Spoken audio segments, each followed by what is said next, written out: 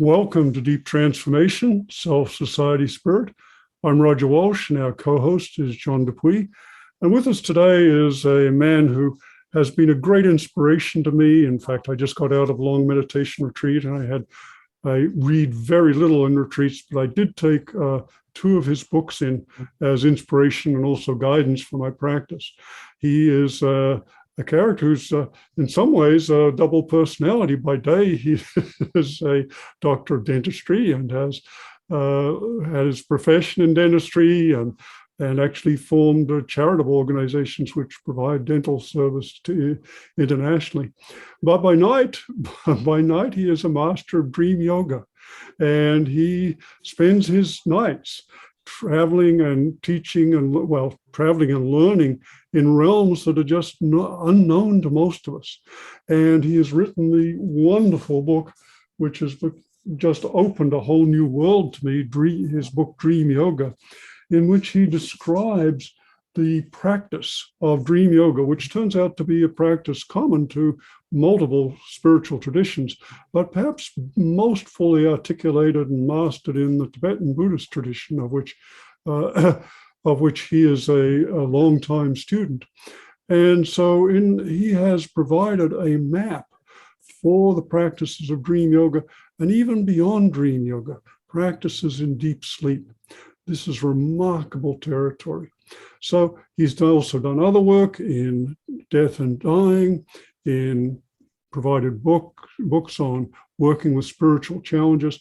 So he's covered a lot of areas, but there's a lot to dig into just in the dream yoga. So let's start with that. Andrew, welcome. Roger and John, thank you so much. It's really a delight and an honor to spend some time with you. Appreciate it. Well, it's a pleasure for us, and it's a pleasure for me, because I can honestly say that, once we get to adulthood, our worldviews, our kind of understanding of reality usually doesn't change much. But you have significantly changed my understanding of reality and human possibilities. And that began with reading your book on dream yoga. And so how did you discover this? And give us an overview. Well, first of all, I'm so flattered, Roger, that someone of your caliber would be so touched by my own work. It really means a lot to me personally. Yeah, it's been an interesting ride. My passion for what I playfully call the nocturnal meditations, which, by the way, there are actually 5 of those, and maybe I could say a little bit what those 5 actually are, because dream yoga is just one of those 5. Really, it began almost as far back as my memory goes, with a deep interest in my dream life. I always just had a very rich dream world.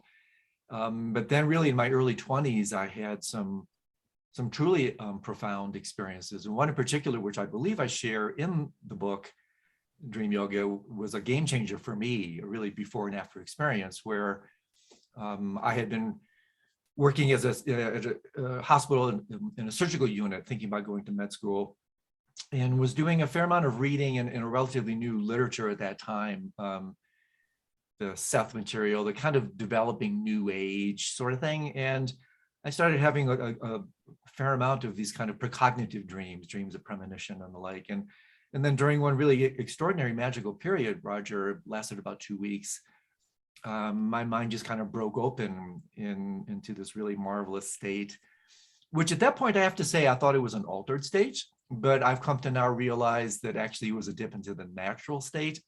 And in fact, this is the altered state.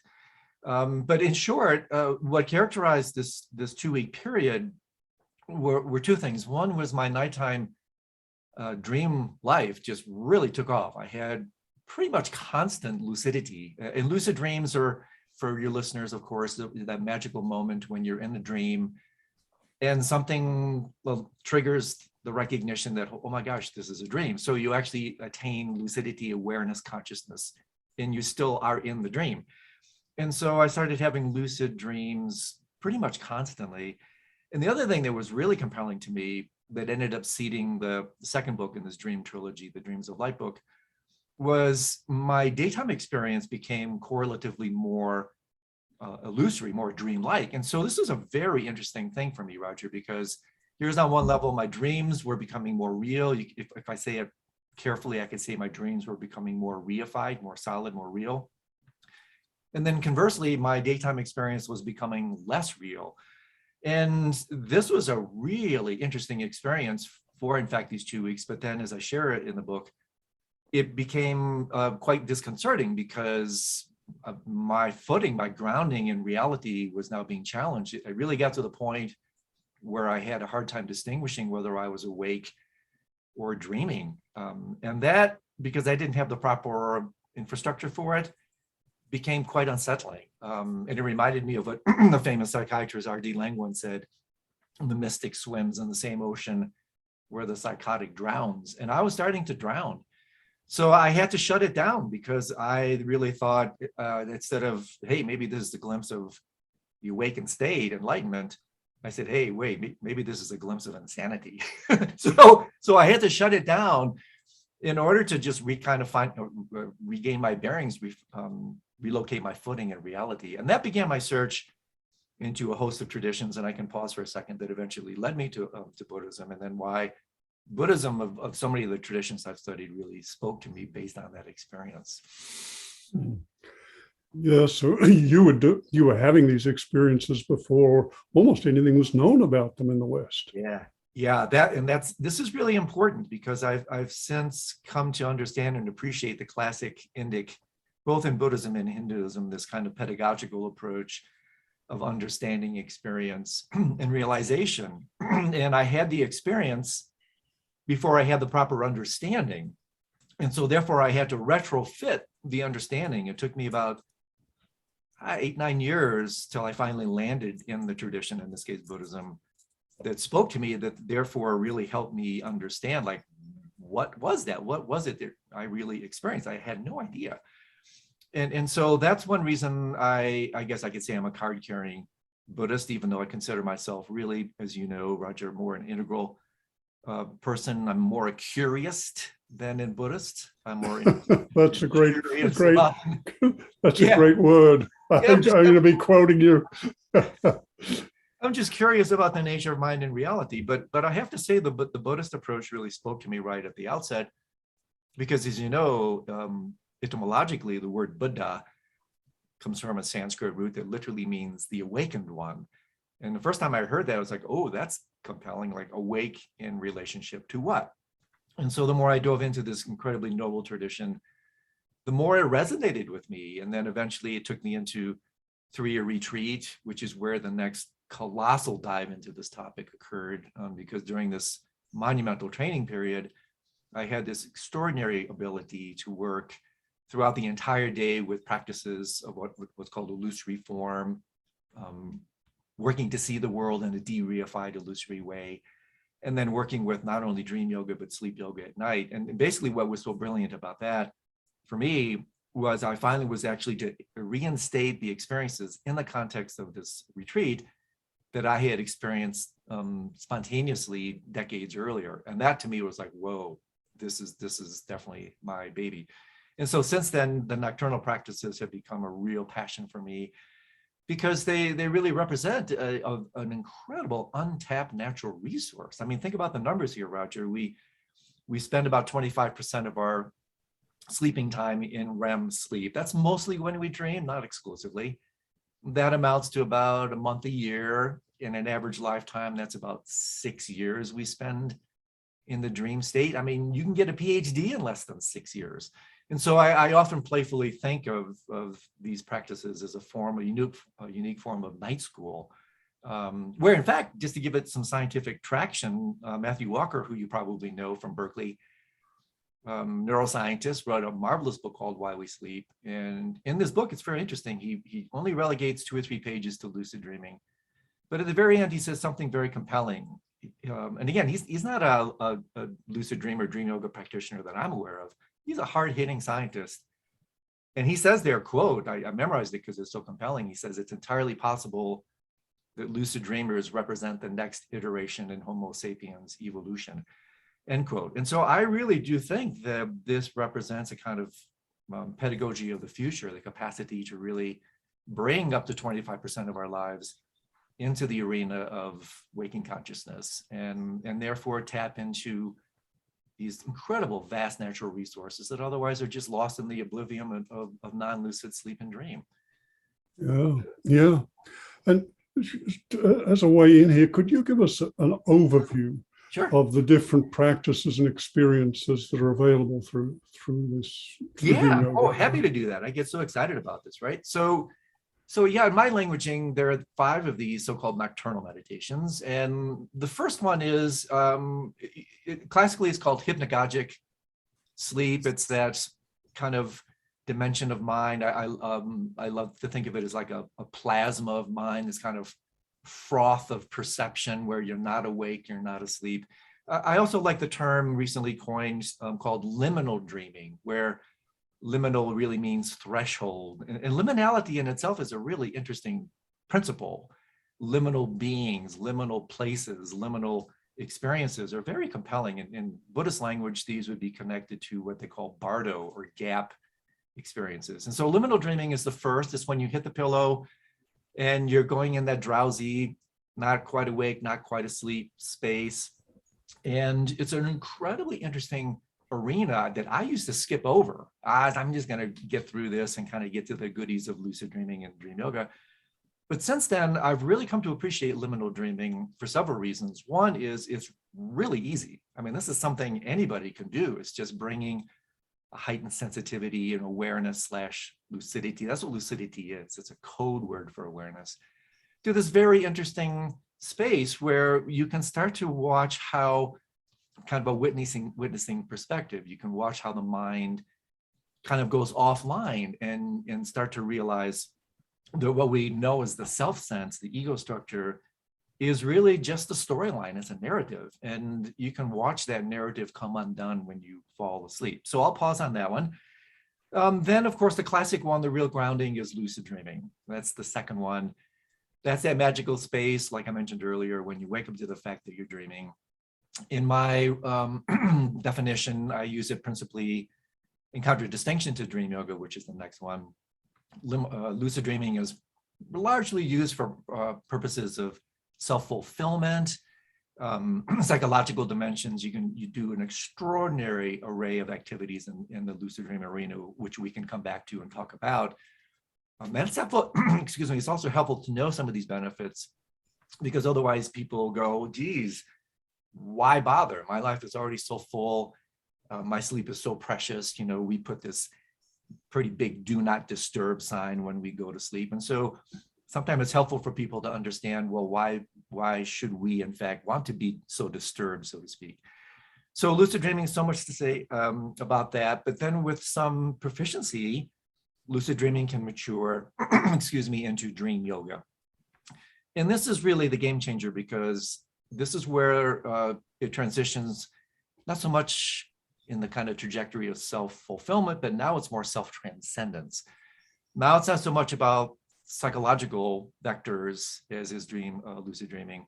It's more about spiritual principles. And this is where the great wisdom traditions, Buddhism and Taoism, and the Jewish mystical traditions, Sufism, and the like, really, they have these kind of under the radar nocturnal meditations that are connected deeply to dream yoga. And in my listing, there are 9 stages of the dream yoga path. I can talk about those in as much detail as you like.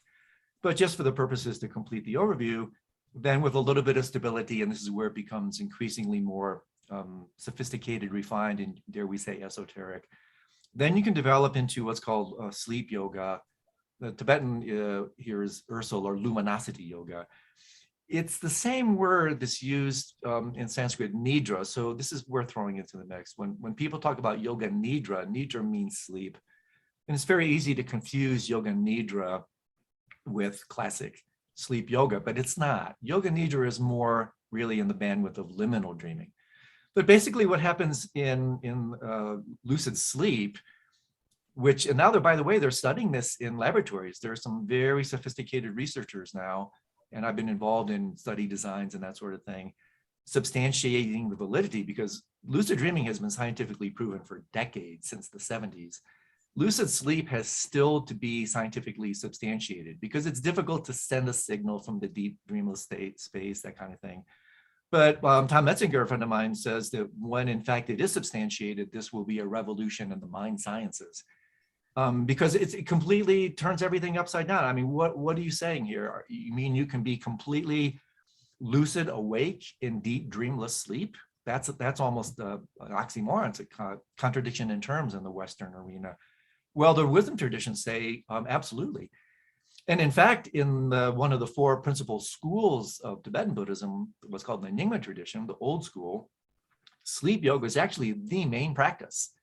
Because if you maintain lucidity in deep dreamless sleep, delta wave, slow wave sleep, that means you automatically have lucidity in the dream state. And then just to complete the picture, the very last one is Bardo yoga. And this is where my interest in death and dying comes into play. My book, Preparing to Die, deals with this.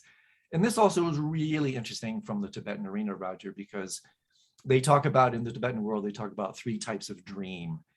And really, in my languaging, dream is a code word for manifestation of mind. And that fundamentally means everything is a dream. That's what the Buddha discovered, the ultimate lucid dreamer. He discovered that everything is a dream.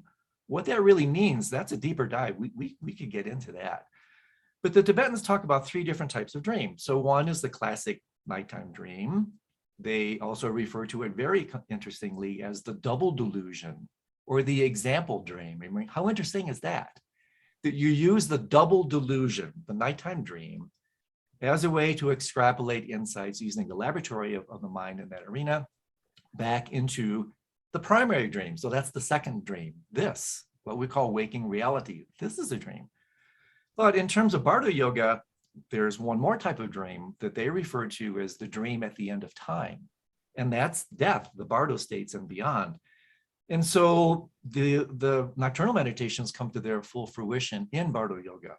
And this is an incredibly compelling thing that allows us to therefore work with the mind as it manifests in these extraordinarily subtle dimensions when we sleep and dream, as a concordant or similitude experience, according to these wisdom traditions, to what they allegedly say will happen when we die. And the Tibetans are really unequivocal here that dream yoga really came about principally as a way to prepare for death. And so there's so much more to say here, but one very last thing, and then I'll pause, is that this in itself answers so many questions just in relation to what happens when we die. One of which is, where do you go when you die? Well, if you really look at the nature of mind and reality as being of the nature of dream, you simply transition from one dream to the next. And so therefore, if we can maintain lucidity, excuse me, in the nocturnal nighttime dream, it has not only a bidirectional benefit, but a tri-directional benefit. And by this, what I mean is that what you do in the nocturnal mind, the dream state, it's just not left tucked in under the blankets, the comforter of the nighttime mind. No. What you do is you work with your mind in this distilled fashion in the dream arena.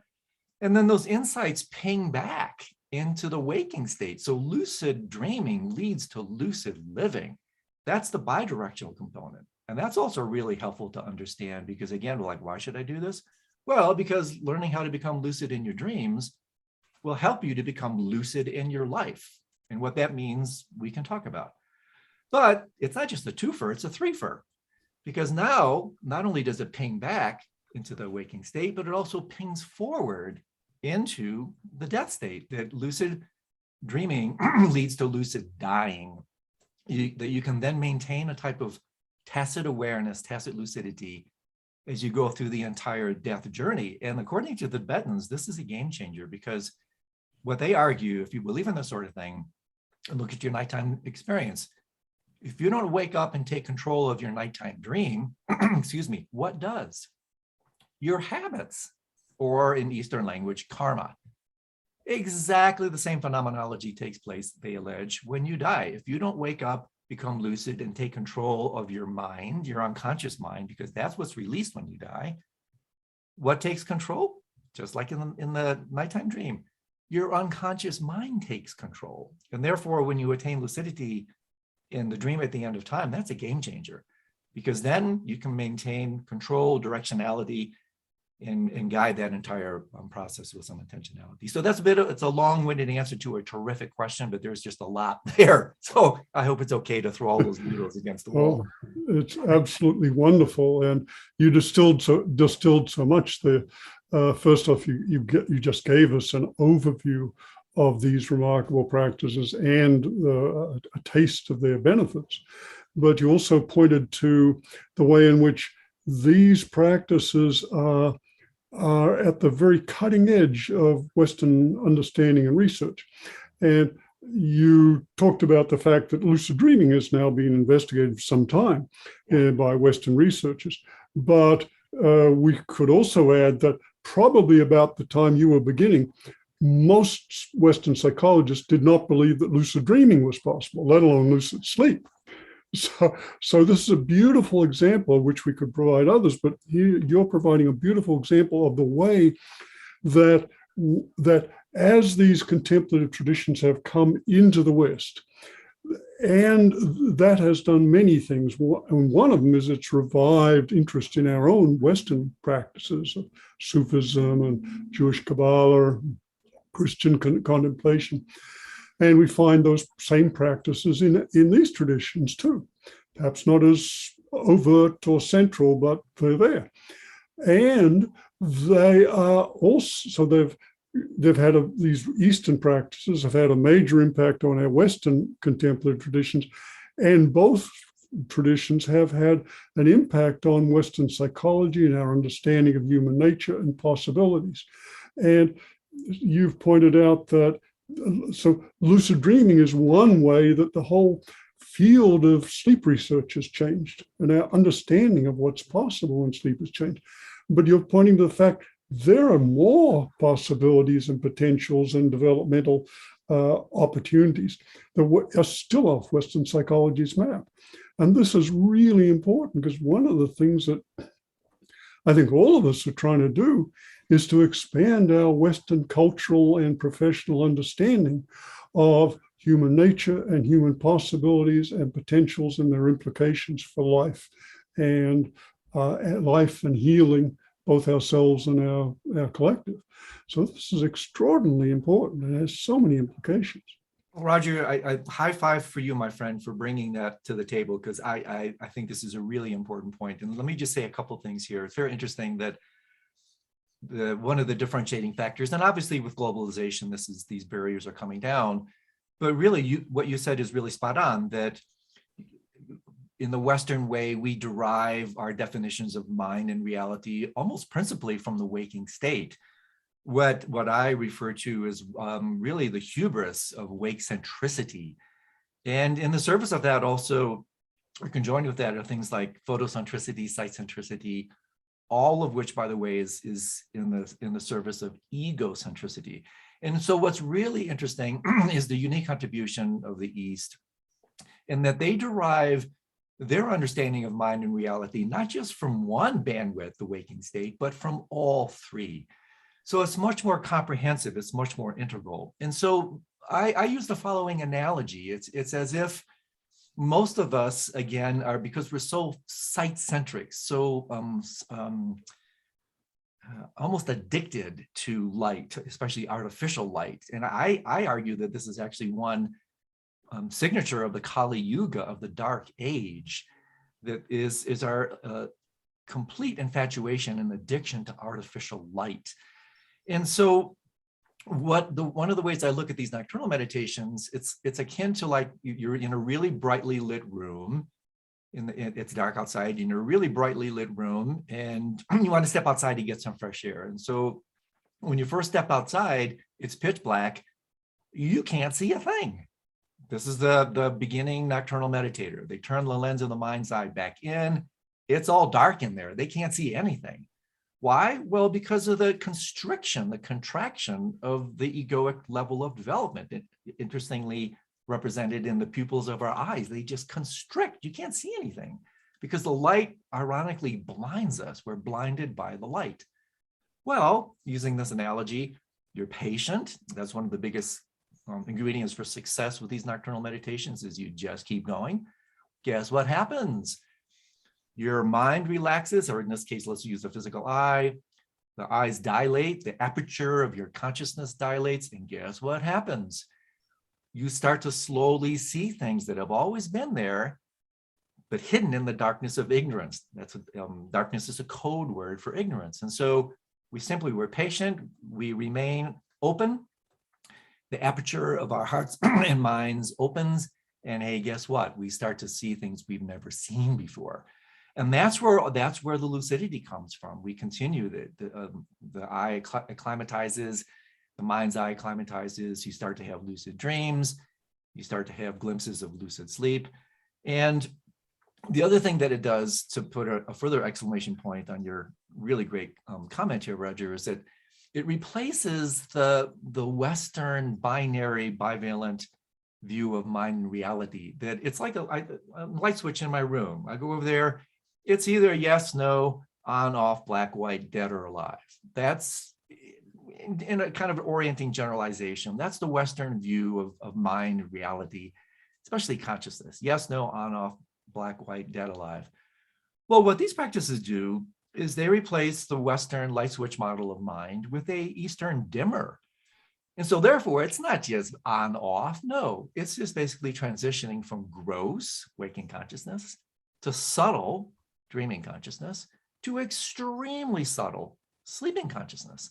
And so therefore, using this analogy, you are able to maintain a few photons of awareness as you transition from the waking state to the dream state to the deep dreamless state. And therefore, a kind of 24/7 type of awareness takes place, which all the wisdom traditions say is actually one of the hallmarks of ultimate lucidity, i.e. the awakened mind, the enlightened mind, is a mind that is actually awake, lucid under all conditions. It never turns off. And so this then really starts getting into some very deep topics that talk about really challenging the supremacy of the physicalist materialistic worldview. And again, I'll pause here for a second because there's so many places we can go with this, but this is why I get so jazzed about this stuff, because it's not just with a really deep bow of appreciation for lucid dreaming. It's not just a nighttime video game, which on an entry level, yeah, that's kind of cool. That's why it's sexy and it sells, fulfill your wildest fantasies in the sanctuary of your nocturnal mind, right? That stuff sells. That gets a little boring after a while, at least for me.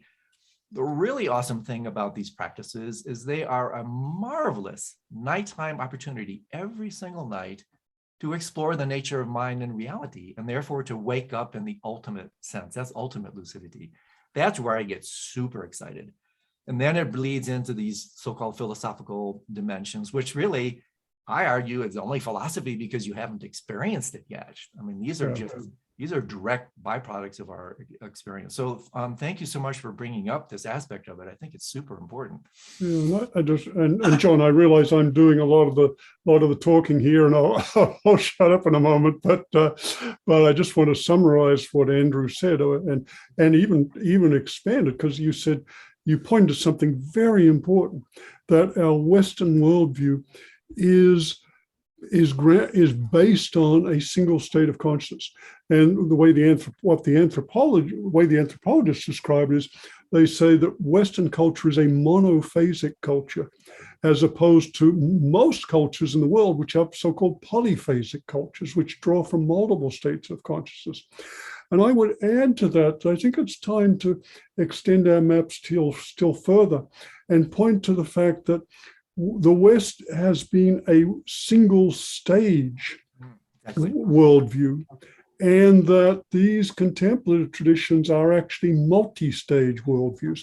That is, not only do they point to multiple states of consciousness, they point to multiple stages of development. Exactly. And to me, probably the most exciting discovery of Western psychology in the last 50 years has been the recognition that psychological growth doesn't have to stop when the body stops growing. Right. That we can continue to grow and mature and open and develop new ways of understanding and seeing and thinking and just holding the world in far richer ways. So that, putting those two things together, the implications of the lucid dreaming and sleep yoga you've pointed to, the polyphasic cultures, and adding a differentiation between single stage and multi-stage cultures, suddenly we have got a vastly larger view of reality and understanding and of ourselves. It's colossally important. And let me just, again, I just have to please do say a few things. There's so much here. Yeah, as you know, I mean, the studies have shown that of the, what do they say, 3,000 world cultures outside of Eurocentric cultures, they put numbers on it. 90% of the world's cultures are polyphasic. They actually pay homage to the mind as it manifests in these different dimensions. It's really the kind of the hubris, dare we say, the arrogance of the wake-centric approach that doesn't go there. And I have to share this wonderful story from Mullah Nasruddin, the great Sufi jokester, right? This is beautiful. I'm sure you know this, Roger, where this is a great one. We'll bring it up to contemporary terms, but the story is the following, is that there's a Mullah Nasruddin, the jokester, trickster, is out underneath a streetlight in the middle of the night, looking.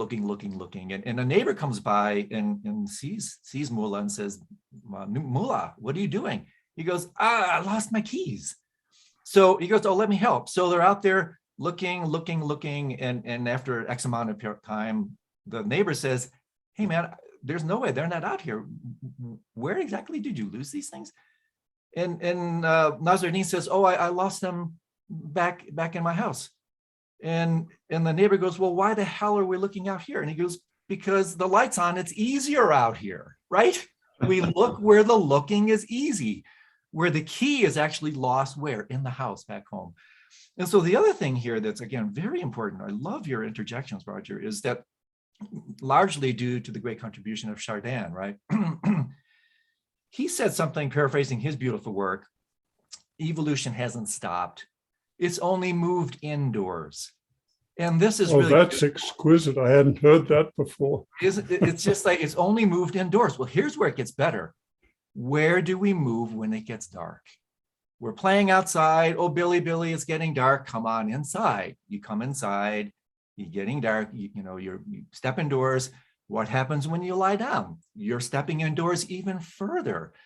And so really what happens is, if we don't pay homage to the natural circadian rhythms and what nature is inviting us, and we violate the curfew of the night, which is what we do with artificial light and all these weapons of mass distraction, we're violating the natural curfew of the night, which invites this interiority.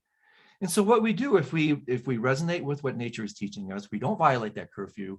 We use that curfew to, in fact, step indoors, which is exactly where evolution is taking place. Guess what happens? We get a response like Matthew Walker, that this type of practice can represent the next iteration in Homo sapiens evolution. And here's one more little scientific footing, because I know some of your audience is more academic and scientific. This one really hit me. The type of the brain, the more recent evolutionary advances in literal neuroanatomical evolution, like literally, are the frontal aspects of the brain. And I love the double entendre, literally. The frontal aspects of the brain are leading the frontal aspects of brain evolution. This is the part of the brain, if you could somehow take your eyes and like right now and roll them straight up, you would be looking at the frontal and prefrontal cortex, right? This is exactly why when you look at an ape, their foreheads slope back, because they don't have these frontal aspects of the evolutionary advance of the brain. Well, guess what? Guess what aspects of the brain come back online in metacognition? This is another way to talk about lucid dreaming. It's a type of metacognitive dreaming. The aspects of the brain that come back online when you're lucid are the dorsolateral prefrontal cortex, the orbitofrontal cortex, and the precuneus. Exactly those aspects of the brain that literally lead the frontal edge of brain evolution. Now, how interesting is that? And so when you're actually in the lucid dream state, those are the aspects of the brain that fire and come back online. So this is another intimation that evolution hasn't stopped. It's only moved indoors. Exactly what we're invited to do. We don't violate the curfew of the night every night when we go to sleep. So this, I don't know, this gets me pretty excited. John, did you want to jump in? Yeah, absolutely. Thank you so much. Fascinating. Dreams have been considered sacred, or where the gods speak, it seems forever. And you have examples in the Old Testament where dreams spoke to the patriarchs, and Joseph interpreted the Pharaoh's dream, and he became a big part of, because of his wisdom and being able to see that. And I have also worked with dreams, and I had dreams when I was a kid, which were repetitive and very powerful. And I would bring them out of the dream state and kind of struggle with them, and they would reveal themselves to me over a lifetime. So I guess it's two questions. Who is the author of these dreams? Who is creating this world? And it seems like there's some kind of inner Shakespeare that speaks in very powerful symbolic terms, that when you bring it out and you struggle with it and it reveals itself, exhibits great energy. Real force and power comes out, and clarity and light is shed on the other world from the inner world. Beautiful, John. Beautiful. Oh my gosh. This begs some really interesting points. One is, just like in the overview of the 5 nocturnal meditations, there's a spectrum of practices related to every aspect of human experience. And that's really what's beautiful about this approach, is there's a skillful mean upaya meditation tradition practice associated with every bandwidth, in this case of the nocturnal mind. Well, in that same sort of spirit, what you're pointing to here, John, is that dreams in and of themselves manifest along a spectrum, from literally just kind of meaningless neurological noise, nothing really to be done. That, by the way, that can be used for the purposes of dream yoga. But in terms of what you're talking about, more the kind of dream interpretation thing, dream interpretation, I practice this with tremendous constancy. I have fantastic allegiance to the interpretive nature of dreams. But just as a sidebar, that's not dream yoga. That's different. It's completely valid. And this is why I like integral approaches to the dreaming mind, but it's actually not dream yoga. But with that said, we can have these incredible types of dreams, which beg the question, like, who is the dreamer, who is having them? It depends, John, on the type of dream that you're having. So if you're having, well, let's go all the way to the top, what they call big dreams, theophantic dreams, clear light dreams. And I have to say, like you, I have had dreams like this. We're talking 40 years ago, that are still illuminating and informing my life. Dreams that are so powerful, so transformative, they're so real, that they really illuminate, shed light on my entire life. These are the dreams that can transcend the limitations of our self-sense, that not all dreams are solipsistic. In other words, not all dreams come from within the cranium, which of course is what the West would just unequivocally say. Dreams are solipsistic. The ultimate selfism, all your dreams just arise within the context of your own brain mind. Again, that's just kind of myopia, nearsightedness of the Western way. A lot of them do. A lot of them are just your stuff, processed from daytime experiences. And there's a lot to say here in terms of the different stages of sleep, and how dreams arising in different stages are related to different processes of the previous day kind of thing. But when you start talking about these bigger type dreams, these take place because of the porosity and the translucency of the mind and heart that takes place when ego structure actually falls apart in the dream sleep space. And this becomes then a profound avenue for communication outside of the context of our own storylines, where we in fact can have messages, we can work with overt forms of dream incubation. And just parenthetically, I need to say here, the Greeks were aware of this. This is what the healing temples of Asclepius were all about, the great Greek god of healing. Supplicants would come into the temple, they do very sophisticated forms of dream purification, incubation, fasting, meditation, and the like, all in the effort to receive a dream from the divine physician, Asclepius. And then if they could interpret them, the dream on their own, fantastic. Otherwise, they were temple dream interpreters that would be there to interpret the dream, delivering healing messages. And so again, in the 90% of cultures that pay homage to these bandwidths of reality that are not exclusively within the province of the egoic self structure, Then when in fact we fall asleep, and this is where you can conjoin dream interpretation with dream yoga through dream incubation practices. I do this all the time. The Egyptians also did this. Then you can actually, you don't have to wait for a serendipitous dream to deliver a message. You can supplicate, you can ask for guidance, you can ask for help. I do this all the time. And I can tell, because I've been doing this for decades, whether that dream is coming from me, but there are absolutely positively, and my dream journal is full of these accounts where I have experiences is like, this definitely did not come from me, right? This came from who knows where.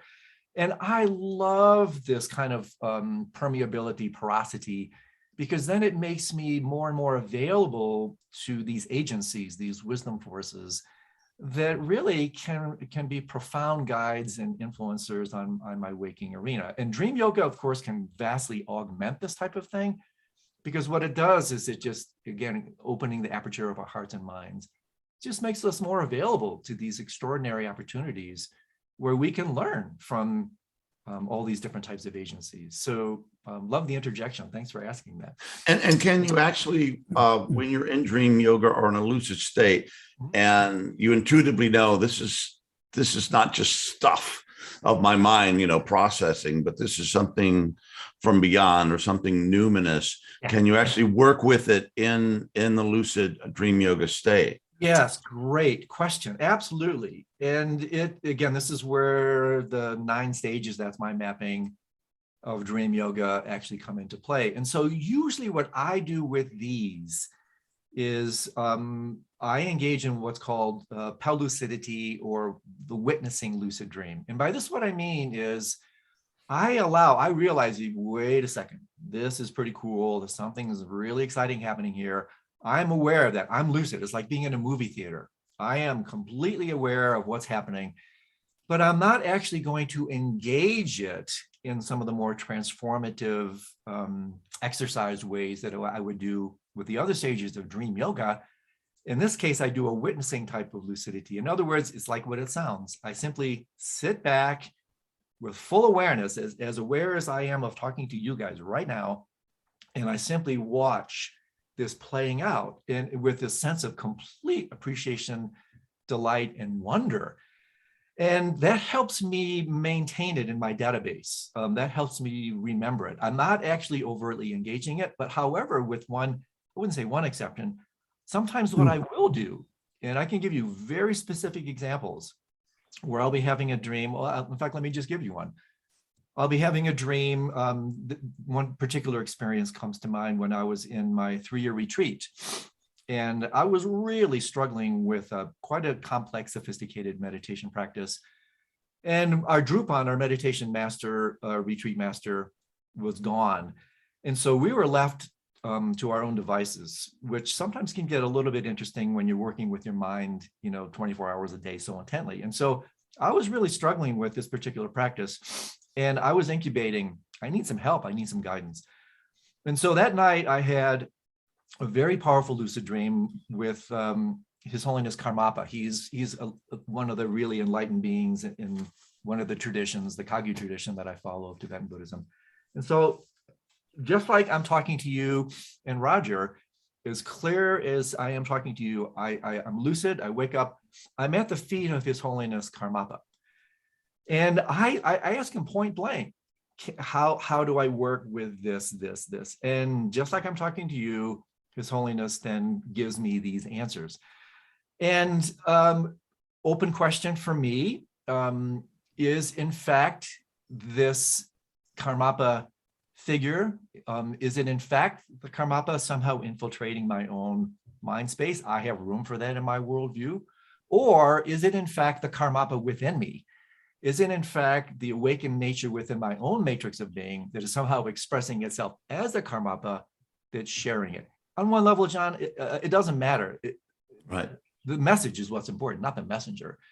But let me just say one other thing here, and then I'll pause. The other thing that you can do here, and I did this serendipitously in my 3-year retreat and in other instances, where we are having, as a group retreat, we're having some real issues with the interpersonal dynamics and stuff, which is really kind of by design.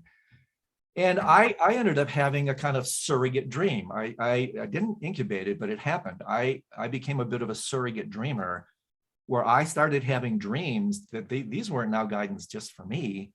These were dreams almost like a shaman. These were dreams that were meant for the group.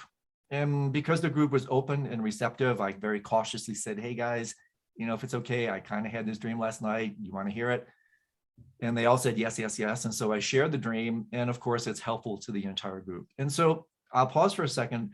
But this stuff is, again, it's another reason why it might be worth exploring these types of things, because it just, like Roger was saying, it opens you to vast dimensions of mind and reality that were previously closed down by the myopia, the wake centricity, the egoic levels of development that basically shut us off to these incredible dimensions of opportunity. And so, yeah, I love where we're taking this. Good stuff.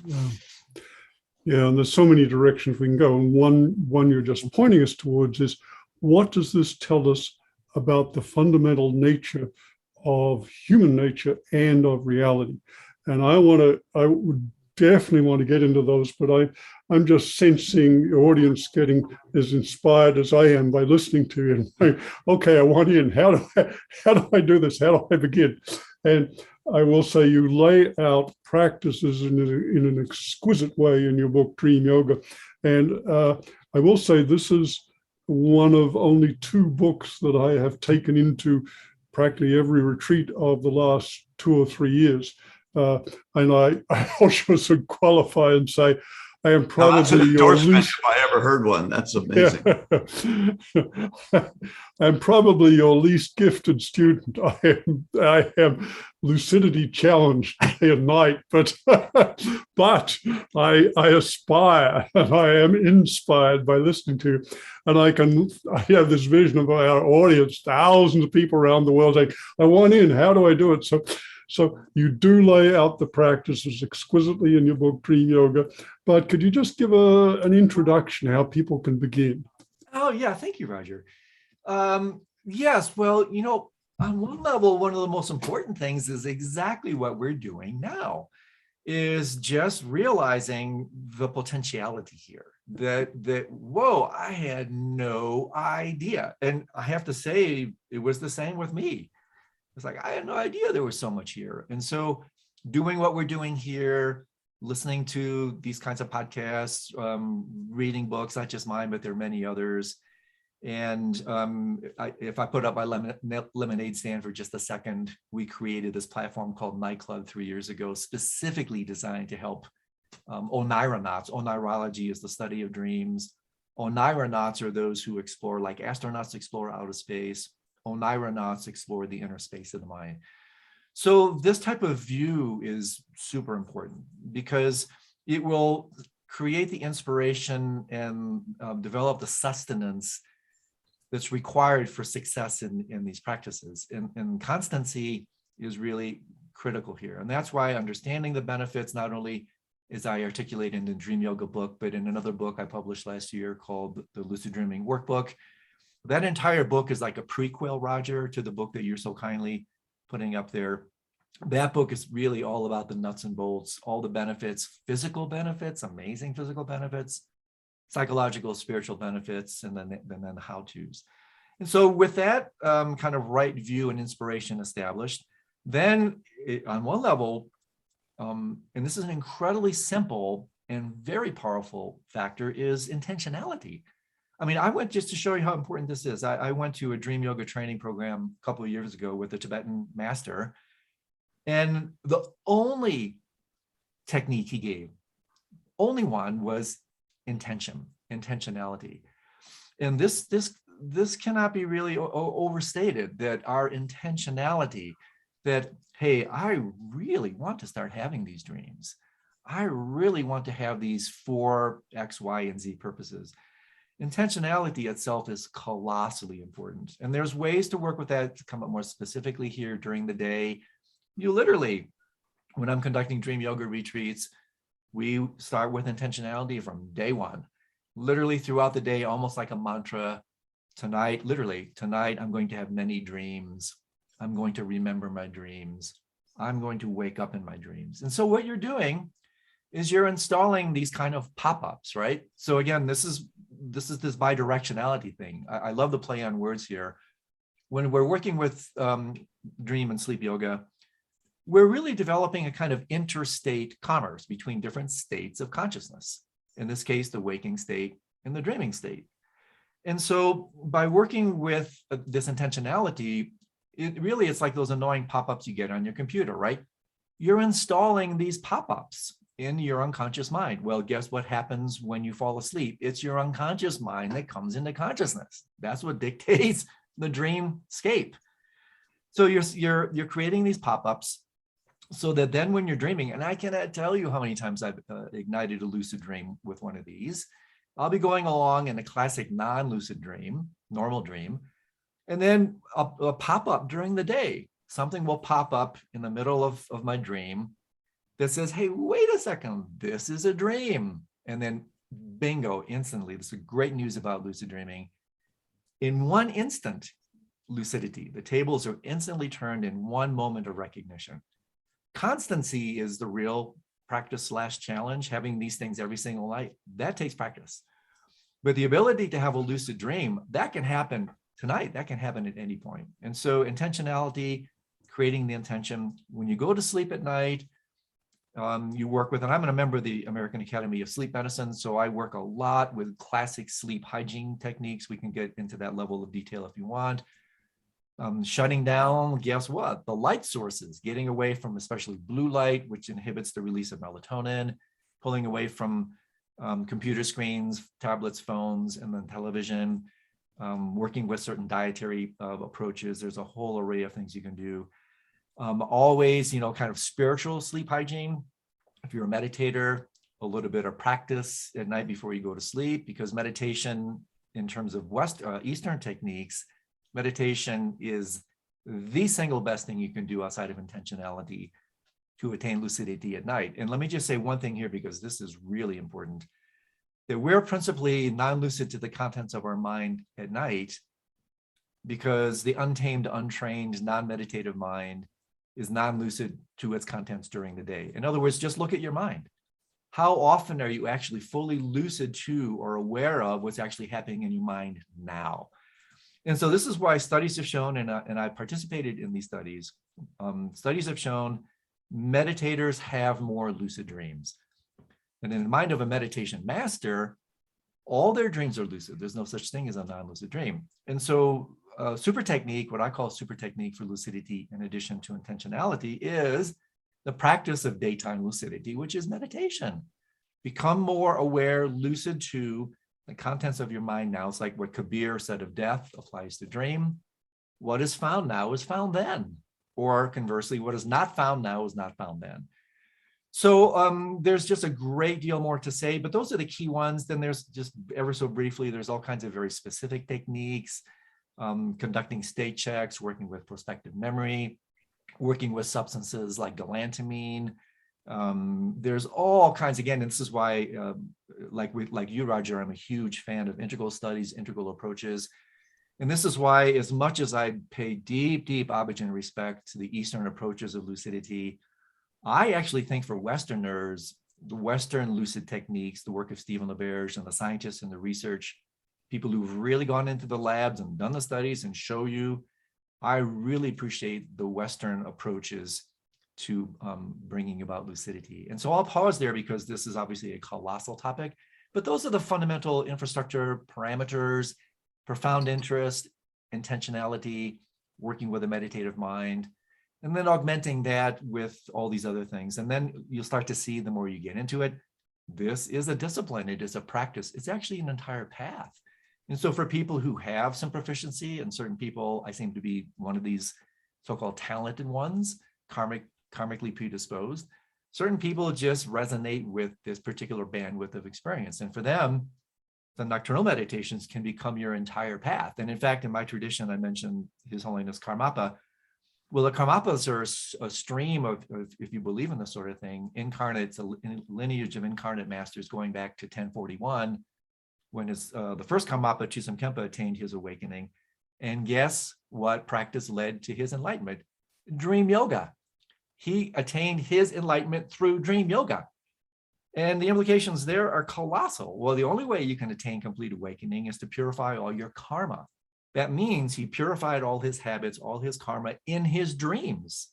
And so therefore, again, you have to stop me because I get so excited.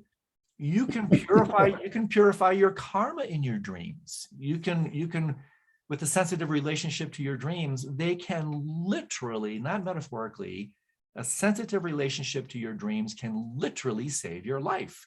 You can have a How does one do that to purify your karma in a dream? Yeah. Oh, what a great question, John. Well, lots of ways. One of the principal ways is when you attain lucidity in the dream, again, what takes over is, let's back out for a second. When you're in a non-lucid dream, what dictates the entirety of the dreamscape, almost entirely, is in fact your unconscious mind. I mean, that's what's coming to the surface. And so when you're working with the unconscious mind, you're working with all the habits, all the karma, using Eastern languaging, that's actually stored in that substrate mind, that substrate consciousness. And so if you're in a non-lucid dream, it's basically your karma, that your habit that's being played out. You're basically witnessing that spool being unwound. Well, when you're in a lucid dream, oh my gosh, there's so much you can do to then work with those habit patterns. And so here's just one example. And there's so much to say here. This is basically stages 2 through 8 of dream yoga. So there's a lot to say here. Let me just give you one example. So here's one. So let's say this is like stage 2 dream yoga. So let me just give you an example like what you would do. So here you are in stage 2. You wake up in the dream, you're lucid. And usually for me, because I've done this so long, it's like, okay, what was I going to do tonight? What was I going to do? Oh yeah, I remember. Tonight, I'm going to work with stage 2 dream yoga. And by the way, what I do with my dreams depends on the strength of my lucidity. If I wake up at night and I'm having like a super lucid dream, a hyper lucid dream, a dream that's actually more real than this, I will go all the way up to stage 8 and 9 of dream yoga and work there. If I'm having a lower level lucidity, it's like, yeah, I'm lucid, but it's not super strong. I work with the kind of entry level practices. But to give you an example here, John, and this is important. This leads to some really big topics, some of which Roger was alluding to. So you're in stage, you're in the dream. And the practice here is to transform objects in the dream. This is classic dream yoga stuff. And you'll see how this works with karma. And so, okay, let's say I'm dreaming and I'm dreaming about a pen. Okay, so I'm in my dream and a pen shows up. The practice is to say, okay, I'm going to take that pen and I'm going to turn it into a glass, and or whatever. It doesn't matter. I can take whatever appearance. It could be a pink elephant. It just doesn't matter. The issue is, the practice is, I want to change that dream appearance from X to Y. It's actually not as easy as you think. And this, again, is revelatory. The moniker for dream yoga is literally the measure of the path. Dreams will show you where you are. And so I'm sitting there and I'm like trying to do this. I can do it now because I've done it for 40 years. But at first, I would be like, I want to change this into whatever. I can't do it. Why? Because of my habit for reification. My unconscious karmic predisposition to take this bloody pen to be real, even though it's a dream pen. It's revelatory. I'm still mistaking this dream pen to be real because my habit patterns are coming in. And so with time, and patience and humor, levity, humor is a big deal. Eventually, bingo, I'll change it into a glass, into flowers, into whatever. And therefore, I'm actually working to change a particular habit pattern. In this case, it's really the mother of all habits, which is the habit of reification. And so, okay. So like, why is that helpful? Like, why? Okay, that's kind of cool, but why should I do this? Well, in a bidirectional way, here's one reason. And I cannot tell you how many times this has happened to me. I'll be going along the next day, and I will be getting involved in a heated conversation with my partner, with my boss, whoever. And I will notice the sense of solidity. I'm about to really get pissed off. I'm about to really lose it. And guess what happens, John? this stupid memory from last night will pop up. Oh my God, last night I changed this pen into that glass. That's the bidirectional thing. That's the pop-up, right? Now coming from the dream state back to the waking state. And so I'm just about to lose it and what? Create more bad karma by capitulating to my anger. And that memory from last night will pop into my mind and say, hey, wait a second. I can transform this developing anger into compassion and kindness for this person exactly the same way I transform that silly dream pen into that silly dream glass. And it's only because I reify that energy. I'm taking that anger to be so real, and I'm self-righteous and whatever, blah, blah, blah. If I capitulate to that, that's creating karma. And so there you go. That is colossal. So I purify my habits at night. They ping back in a bidirectional way. They pop up magically in this interstate commerce way. It helps me, and I can't tell you how many times this has saved me. I'm just about to say something I shouldn't say. I'm just about to do something I shouldn't do, and some silly image from last night's dream will pop into my head and say, wait a second, you're about to go non-lucid here. You're about to go non-lucid. You're about to lose it to this particular display. This dimension is just as real or unreal as last night. And so therefore, hello, I can transform my anger into compassion. I can transform my envy into kindness. And so Tenzin Wangyal Rinpoche, one of my favorite writers on this topic, this is a wonderful summary of the whole thing. He says the fruition of these nocturnal meditations, my paraphrasing, is to basically say, this is a dream. I am free. I can change. Let me say that again. This is a dream. I am free. I can change. Whoa. I mean, are there some benefits built into that or what?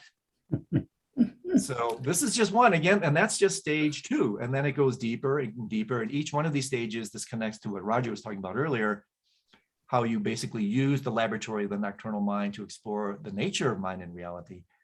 Every one of these stages from stage 2, not stage 1, stage 2 to stage 9 is all about working with this heart essence core topic. And maybe we can transition into the deep end of the pool, emptiness. Emptiness. In the Buddhist languaging, the nature of reality is emptiness. That's what it really means to become awake, enlightened, is to discover emptiness. And so therefore, Mingyur Rinpoche, dozens and dozens of dream yoga masters tell you that the nighttime mind is the principal, the best classroom for unpacking and understanding of the teachings on emptiness. And so if you want to head into the center of this particular mandala, we can go there, but I also want to pause and go wherever you want to go with it. Well, that is somewhere we definitely want to go, and it's actually the center of this most recent book of yours, Dreams of Light: The Profound Daytime Practice of Lucid Dreaming. And this is one I took in the last retreat, and it actually invoked for me a whole nother level of insight into emptiness. But let's lead into it a little more gradually, okay. Because you just gave a beautiful example of the benefits of just a stage 2 lucidity practice. Yeah. But as you pointed out, there are a lot more stages. So let's, as a way into what you've been pointing us towards, that is looking at the far-reaching implications of this work. Let's move to the upper reaches of these practices. Maybe I can spark you by telling you a story, which was maybe 20 years ago from an International Transpersonal Association that I attended. And the keynote speaker was His Holiness the Dalai Lama. Oh, wonderful. And I think he wanted to humble us. He certainly did. He said, "I'd like to tell you about our practice of dream yoga." Oh, and he said, what we do is we teach our monks and nuns to be aware when they're dreaming. I thought, oh yeah, lucid dreaming, I know that, no big deal. All right, kid. And then he said, and then when they can do that, then we teach them to be aware between their dreams.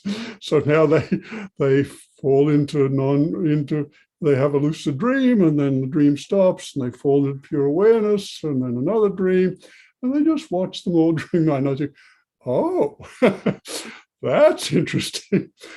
And then he said, and once they can do that, then we teach them to be aware that this waking state is also a dream. So now they're continuously aware and awake 24 hours a day without a break. And it's all just something they can witness and appreciate and enjoy. At this stage, I'm going, okay, I realize I'm out of my depth. And then he said, and then you can do, once you can do that, suppose it's not too hard to watch yourself die and be reborn, which of course he's supposedly done 14 times. And I realize at this stage, this is light years out of my league. Deep bow to you. So with that as an entree, please go where you'd like with the depths or the profundity. Yeah. Again, His Holiness. Oh, geez, he what a guy, right? And he says in one of the better books out there, in the Mind and Life series text, for your listeners who want to explore this, Sleeping, Dreaming, Dying, Conversations with the Dalai Lama on Consciousness, edited by Francesco Varela. This is a marvelous tour of dream yoga. And one of the things he says there that's really worth reinstating along these lines is he says anybody, non-Buddhist, doesn't matter, anybody can practice dream yoga. It's just that the Buddhists bring the particular kind of intentionality, motivation to explore, understand emptiness through the dream arena. And so in relation to that, first of all, thank you for the plug on Dreams of Light, my last book.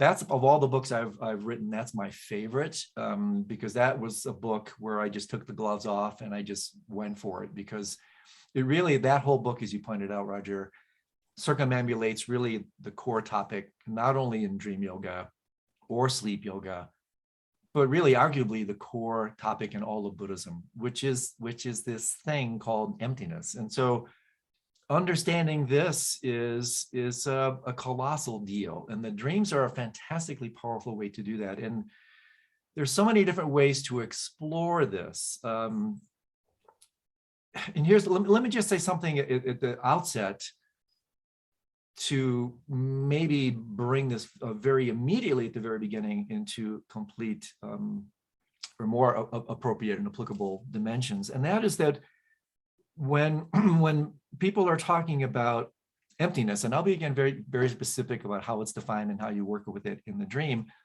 but I want to say something at the outset that it's just, in my languaging these now, it's just a kind of funny way to talk about love. That really emptiness is just the Buddhist way to talk about love. And I want to say this right at the beginning, because otherwise what can happen is we get into this topic is it can be so intellectual, it can be so almost even scientific, that there's a roadkill potential here, that people go, oh, I'm never going to wrap my head around this. But this all comes down, emptiness, a synonym for emptiness is openness. And it's also deeply connected to one of my very favorite definitions of meditation these days. Meditation is habituation to openness. And openness in a colloquial sense, yes, opening your mind and heart in that regard, but in a deeper, more self-help way, meditation is habituation to openness. Once you go deeper, is meditation as habituation to emptiness. And then therefore, what this also leads to is that when you really open, when you really touch into reality, and you touch into this thingless thing called emptiness, what you're really touching into is the fabric of reality, which is itself is love. Reality is made of the nature of love. And when you think about, even colloquially, when you fall in love, you can't fall in love and be contracted and have a strong ego at the same time. They're mutually exclusive. We actually fall in love, fall into reality when we drop our boundaries, we open, we release, we expand. And that's one reason it feels so good, because the self-sense, the primordial contraction of the ego has been removed. And so I want to say this at the outset, because as we go towards this deeper end, please always keep in mind that fundamentally we're talking, it's a Buddhist funny way of talking about love, and that the nature of reality is in fact love. So with that said, one of the ways that you can do this, of course, is in fact through dream yoga. And this is because when you're working with the mind as it expresses itself in this nocturnal arena, you're working with a de-reified, relatively de-reified aspect of our experience. And this is one of the reasons that dreams appear, they're defined. When we even talk about dream, it's defined by ephemerality, transparency, translucency, and almost a groundless quality. That's when we talk about dreams. That's one of the ways we define the dream in contradistinction to this waking reality. And so therefore, as so many masters say, the nocturnal arena is a marvelous opportunity to work with emptiness, because you get to see it in this really fluid kind of environment, a more de-reified environment. And in fact, depending on which schools you talk to, or which traditions you refer to, some traditions say that if you're lucid to it, you are actually more in contact with reality in the dream state than in the waking state. In other words, this reified waking state, this world of cement, steel, and concrete, this is actually the most inaccessible dimension, because of this is where all our habits are fully revealed in the online state. And so when we transition and we kind of melt, this is actually kind of what happens when we go through the liminal phase, right? That's a de-reification phase. You're starting to discover the empty nature of the narrative structure of your self-sense. And by this, what I mean is, next time you go to sleep, let's make it practical. You lie down in bed, you lie down, it's still you. It's still Roger going to sleep. Your storylines kick in, all the usual things that happen. And then eventually, and if this didn't happen, you wouldn't fall asleep. Eventually, things literally start to fall apart, right? The storylines, you start to notice gaps in your narratives. You start to notice the sense of Roger is slowly falling apart. That's actually a preliminary experience of emptiness. You're actually discovering that the ego is just a storyline, with a really bad ending, by the way. It's called death. This is worth interjecting. Death is only the end if you think the story is about you, right? But that's a different story. That's a great line. Yeah, death is only the end if you think the story is about you. And this is why, of course, hey, guess what? When you go to sleep, falling asleep is actually considered a concordant experience, a similitude of what the Buddhists refer to as the painful bardo of dying, which is where the first of the three death bardos, where literally it's called painful because what?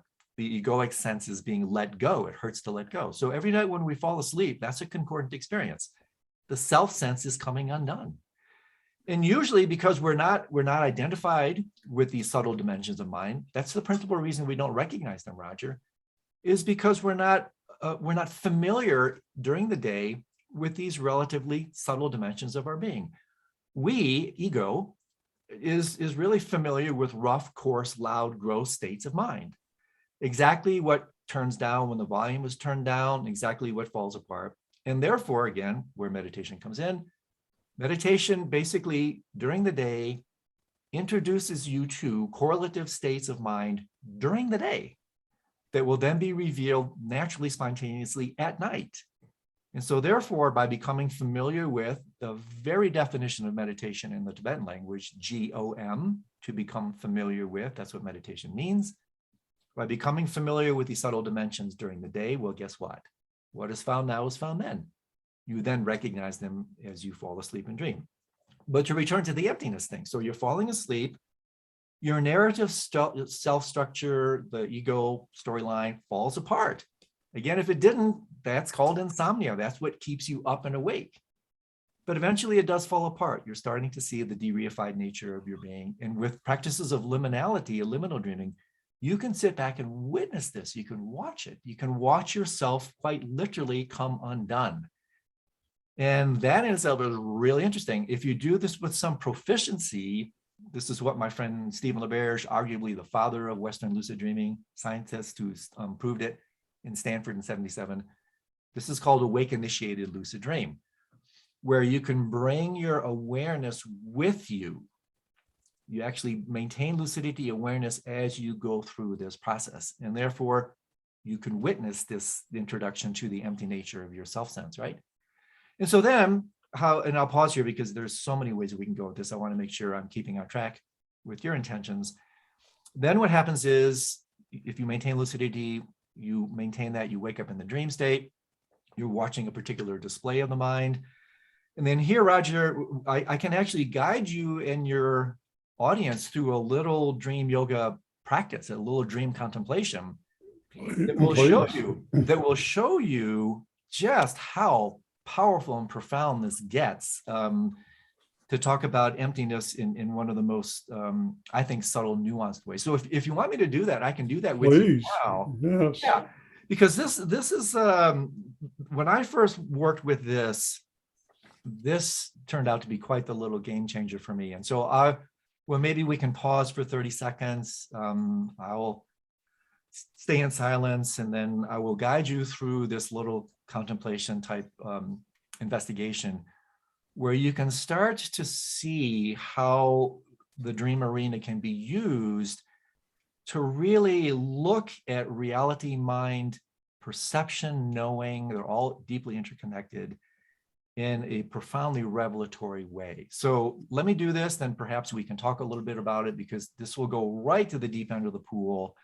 and show you just how much these practices can reveal to you every single night. So let's just close our eyes, sit in silence for just 30 seconds or so to kind of settle. And then I will guide you through this little kind of dream yoga contemplation.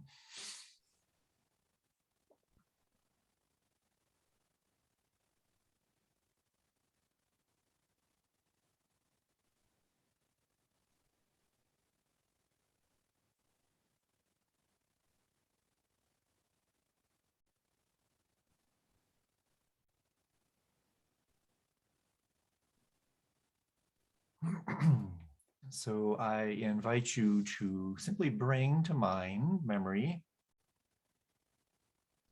any recent dream. It doesn't really matter, just any particular dream, simply bring it to mind.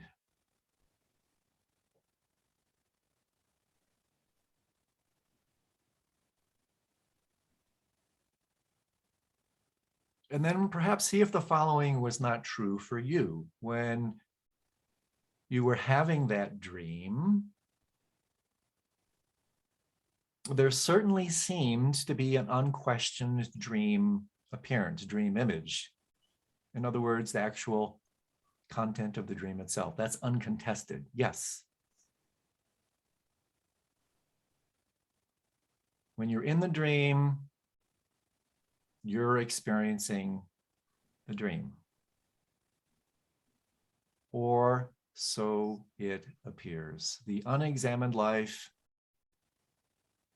Socrates, Plato, the unexamined life is not worth living. Let's examine. Let's bring some lucidity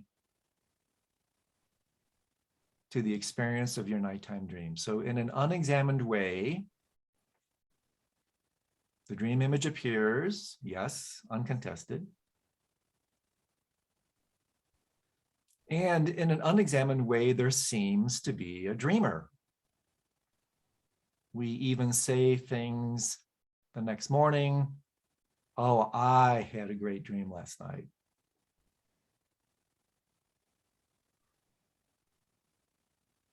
So there seems to be a dream object, the dream image. There seems to be a dreamer. And then also, there seems to be some type of consciousness actually connecting you to the dream image. So you have three things: the dream image, the dreamer, and consciousness connecting. But is that really what's happening? This is what's actually called threefold impurity. In the teachings on emptiness, purify this. Threefold impurity: subject, object, consciousness. When you're in the dream, that seems axiomatic, a given. Yes, that's the way I experience my dreams. But now, from this perspective, from the waking state, look back on that double delusion, look back on that dream and ask yourself, hey, wait a second, what's really going on here? Is that really what's happening? So this following investigation may need to be repeated more than once because it's going to be a direct assault and challenge on the ways we perceive, know, experience reality. From the waking state, yes, we can still look back and say, yes, there was a dream image, uncontested. But from the waking space, look back now and ask yourself, look, where's the dreamer? Where is the dreamer? It's like what John said, who is having this dream? Whoa, I hadn't thought of that before. From the waking stance, and this contemplation only has impact if you engage in it, try to find the dreamer.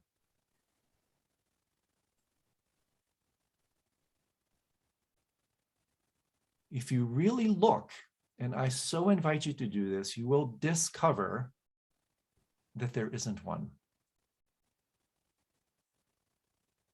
The dream appearance is empty of a dreamer. This is one powerful glimpse of emptiness. There is no dreamer. If there is, point it out to me. Point it out to yourself. Where is it? Whoa. And then, what happens to the consciousness that seemingly connects you to the dream image? That's also purified. Consciousness does not connect. Consciousness separates. There is no dreamer. There is no consciousness, but there still remains the dream image. You cannot contest and deny that. There's still something there.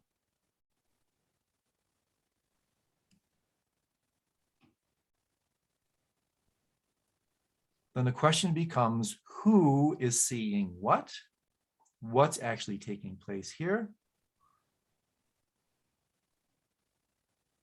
The radical conclusion, the only conclusion you can make, is the dream is empty of both consciousness and the dreamer. The dream knows itself.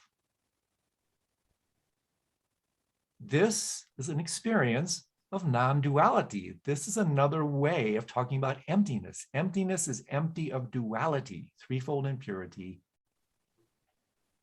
The dream is reflexively aware. The dream knows itself. Okay, open your eyes. We'll do two more things, and then let's talk about this just briefly. Let's make it even more apparent. Remember, dream, code language for manifestation of mind. Take a look right now. Open your eyes.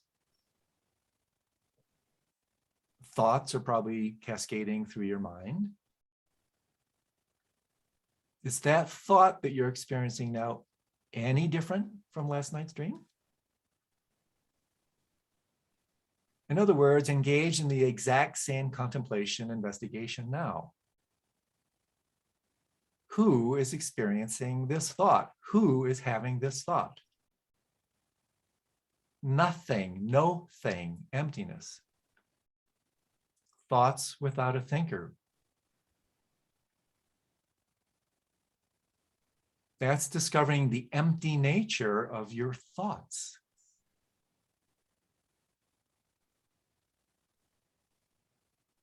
And then I realize we're doing this with some rapidity, but the final step, so to speak, is now raise your gaze above the computer screen or whatever, look at that wall in front of you or whatever,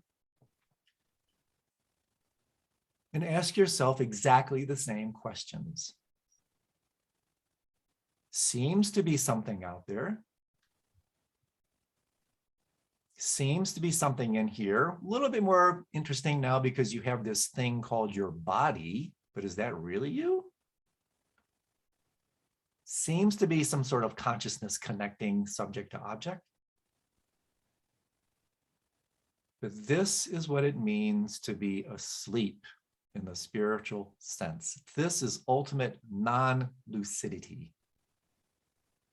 Fracturing the world into subject, object, consciousness, threefold impurity.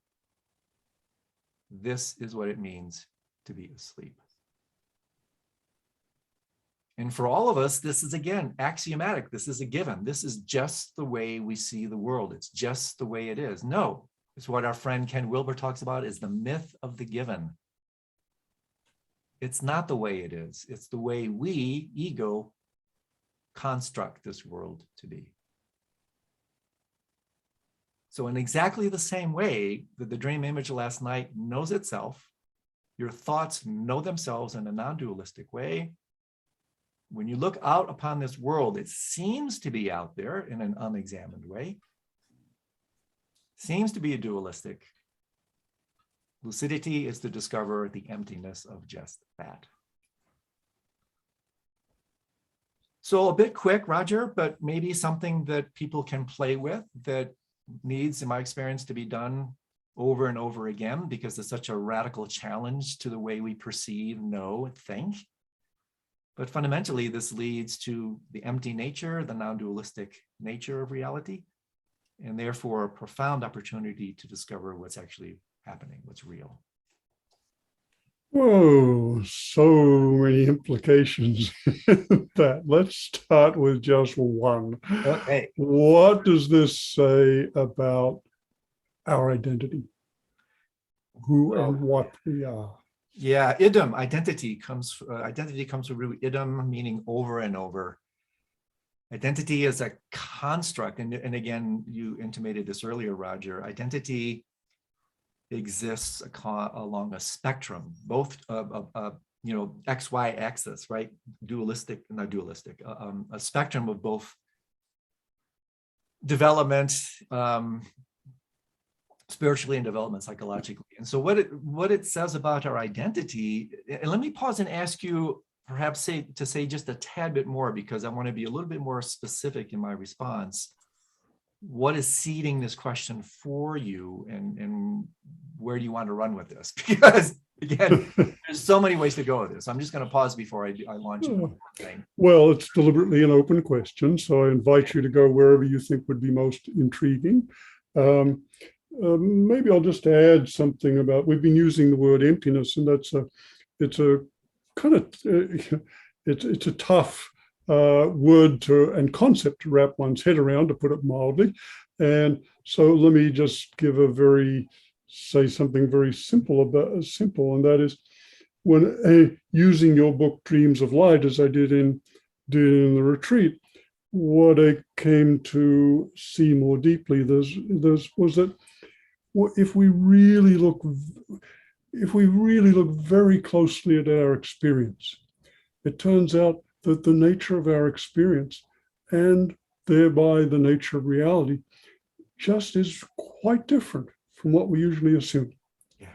And it's, as you point out, when you go really deep into your waking experience, it has this curious thing of becoming kind of almost like more dreamlike. It's like, whoa, it's not as solid or as easily grasped or conceptualized or fixated as I thought. Yes. And it's that our experience and reality only appears as solid and unchanging and fixed and easily understood and conceptualized because we don't look closely enough. That's exactly right. That is exactly right. And Trungpa Rinpoche, one of my main teachers who put me in my 3-year retreat, said something very compelling here, Roger, where he said, discovering the empty nature of things is actually not that difficult. We just have to look. And most of us are actually afraid to pull the curtain back, Wizard of Oz. Most of us are actually afraid. And so let me say it again, return this to this issue of identity, how identity is a construct, and how therefore it can be deconstructed, and how our sense of identity is really the source of all our suffering, and how this practice can lead one to it. And so I invite, again, I'm going to say the following because I want to convey this material in as practical a way as I possibly can. So it just doesn't come across as theory, philosophy, highfalutin, whatever. It's really interesting. I resonate more and more with what the Buddha allegedly said. I teach one thing and one thing only, suffering and the end of suffering. And so everything I do, don't get me wrong, I love philosophy, I love science, I love so-called theory, but everything is in the service of the alleviation of suffering and discovering what reality actually is. And so with that in mind, I invite readers or listeners to take a close look. When we look at this thing called identity, several incredibly compelling things happen. And one of which is that we don't see the world, we don't see things the way they are. We see things the way we are. And so the reason we see the world in the solid, lasting dualistic way, what I call the unholy trinity, the reason we reify it is because we have, my languaging, this kind of King Midas approach. Everything we do, everything we touch with our sense faculties, and mind is considered the sixth sense in Buddhism, everything we touch with our senses turns into our version of gold, i.e. ego's version of gold. That's the identity that we're most exclusively identified with. That's what actually ego is, Roger. Ego is, and you know this, exclusive identification with form. That's what ego is. And so what we do in a completely unwitting, non-lucid way, this is the deeper rendering of non-lucidity, we constantly project, plaster in our image the qualities inherent within our self-sense. And so we don't see things the way they are, we see things the way we are. And I discovered this very brilliantly, very painfully, poignantly in my 3-year retreat, where the first 3 months since I wrote my first book, Power and Pain, first 3 months of that retreat, Roger, were unbelievably difficult. I mean, I had never gone through such pain. I was just like in so much anguish. And then, I started reflecting. You'll see how this all ties in. After a couple of months, it was like, why is this so hard? Why is it so hard for me to just sit and work with my mind for 16 hours every single day? And then I realized several things. One is I realized, hey, I'm in a detox center here. I'm detoxifying from my addiction to form, to my addiction to movement. And therefore I realized the retreat wasn't hard. I was. My world isn't hard. I am. And so what we do, and this is how it ties in to the whole dream yoga emptiness thing. The world in essence is empty, permeable, dreamlike, fluid, malleable, whatever term you want to append to that which cannot be appended. We are the ones, principally out of fear, that freeze this world into concrete and steel and then bitch about why it's so hard. I mean, what a pisser. We're the ones that are always pinching ourselves, and pardon the play on words, we're the ones that are pinching ourselves and always looking for the prick. We're the prick. The world isn't hard, we are. And so how this relates to identity is that when this is where I want to get practical with it. What this practice has done, what Dream Yoga has done in conjunction with my other meditations in the practice of illusory form that you were talking about, is if I pay exquisite attention to my experience, Roger, I will notice that there's these rapid, constant levels of contraction that are always taking place. And these contractions really fundamentally, moment to moment, they pull me away from reality. They pull me away from the de-reified, empty, dreamlike, non-dual experience where there's no room for personal identity. Ego doesn't fit in this world. And so through this really strange process of kind of psychological echolocation, I think this is so interesting. You know what echolocation is, right? So whales and bats and whatnot they'll be pinging out sound waves and whatnot out against whatever is out there as a way to gather information about what's out there. Well, what I argue is what ego does, this arrested form of identity, is it's pinging out in a type of echolocation onto a seemingly external world as a way to create a sense of self in relationship to that echolocation. See, we do this all the time.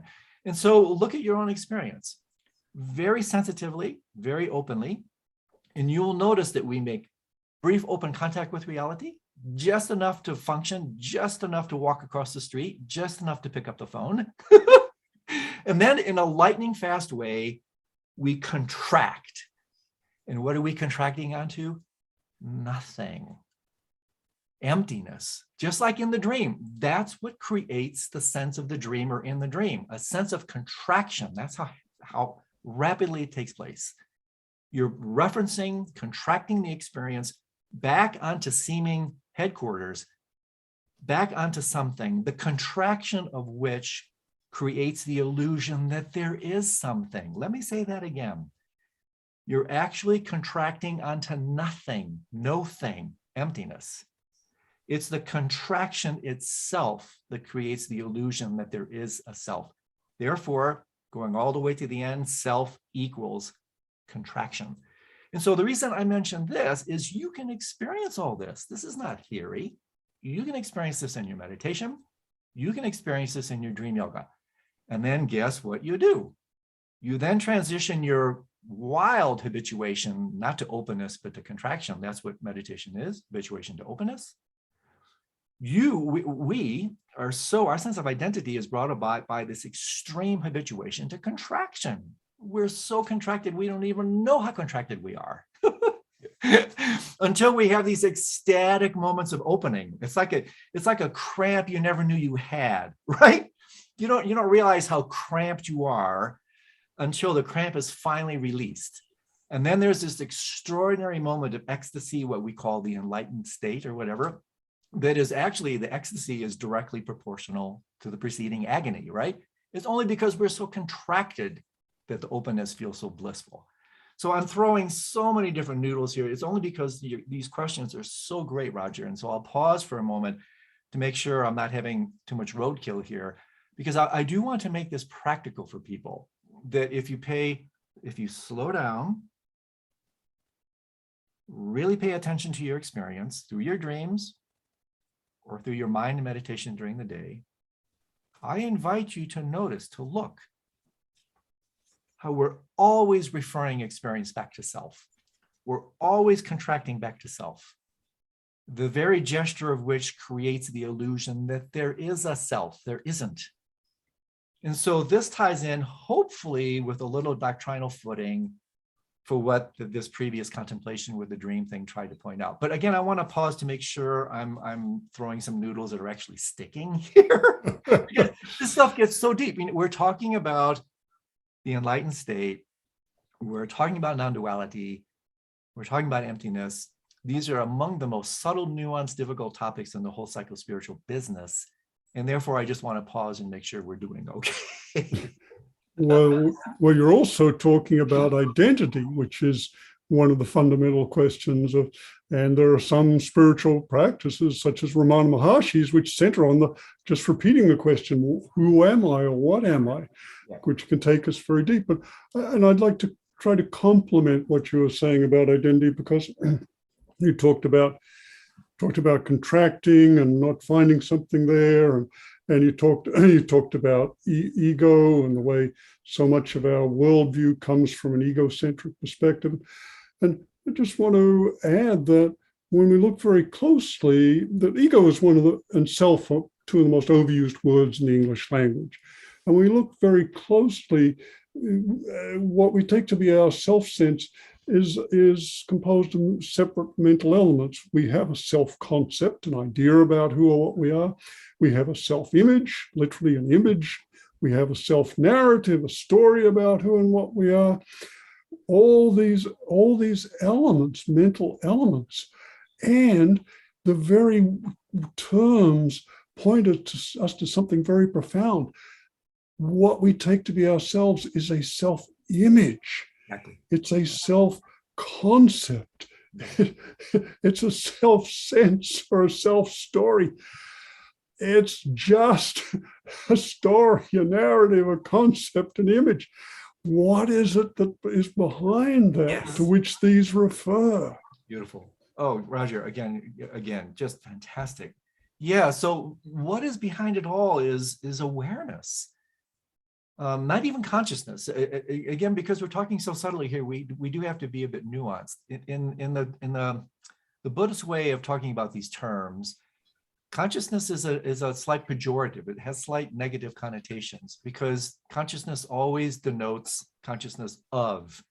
You're conscious of something. So what the wisdom traditions talk about is the transformation of consciousness into wisdom, where then what happens here, and this is exactly what the dream yoga investigation leads you to, is this very subtle, this is such a subtle change, but has colossal implications. What these contemplations lead you to is not awareness of, which is still dualistic, but awareness as. Let me say that again. Not awareness of, but awareness as. So what's behind it all? The only thing there ever is awareness. Yes, the Hindus talk about consciousness. You can talk about pristine consciousness. It's like just difference in languaging. Or spirit. Or spirit, exactly. So the only thing there ever really is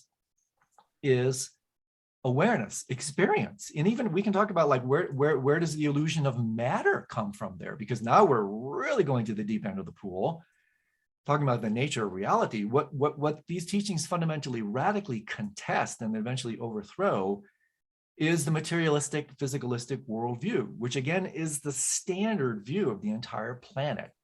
The world is made of matter, it's out there, solid, lasting, independent, separate. So what we're talking about here is a radical challenge to that view because it's a highly wrong, it's an erroneous view. And if you don't think it's wrong, look at the consequences of maintaining this view. It's destroying this planet. So these teachings have, again, tremendous applicability to the world situation, to ecology, to politics, to everything that's happening. And so just to return briefly to identity, and then I'll pause again, the fundamental radical transformation in identity is basically transcending, but including the self-sense. And so this is also really important. The self has a place in psychospiritual evolution. We can't deny it. If we didn't have an ego sense, we wouldn't be here contemplating the nature of the ego, right? We would be a chicken McNugget in the Serengeti.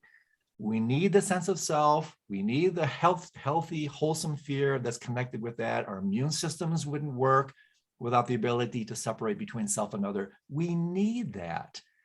But we need to transcend while including that. So the self still can operate. The self-sense is still there.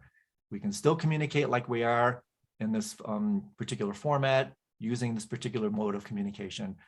But all the while armed with these teachings, realizing that's just a limited, arrested form of development. It's not who we really are. And so fundamentally, the identity, and then I'll pause, is this radical transformation from the exclusive identification with form, body, ego, to fundamentally where your body is replaced by the cosmos. And therefore, then who you really are is identity transfers from this locus of identity to you identify with the universe altogether. You know, what do they say? Tat tvam asi, thou art that. So when you have the dream, you're not perceiving the dream, you are the dream, thou art that. When you perceive this world, you're not actually perceiving this world, you are this world. That's the emptiness, that's non-duality.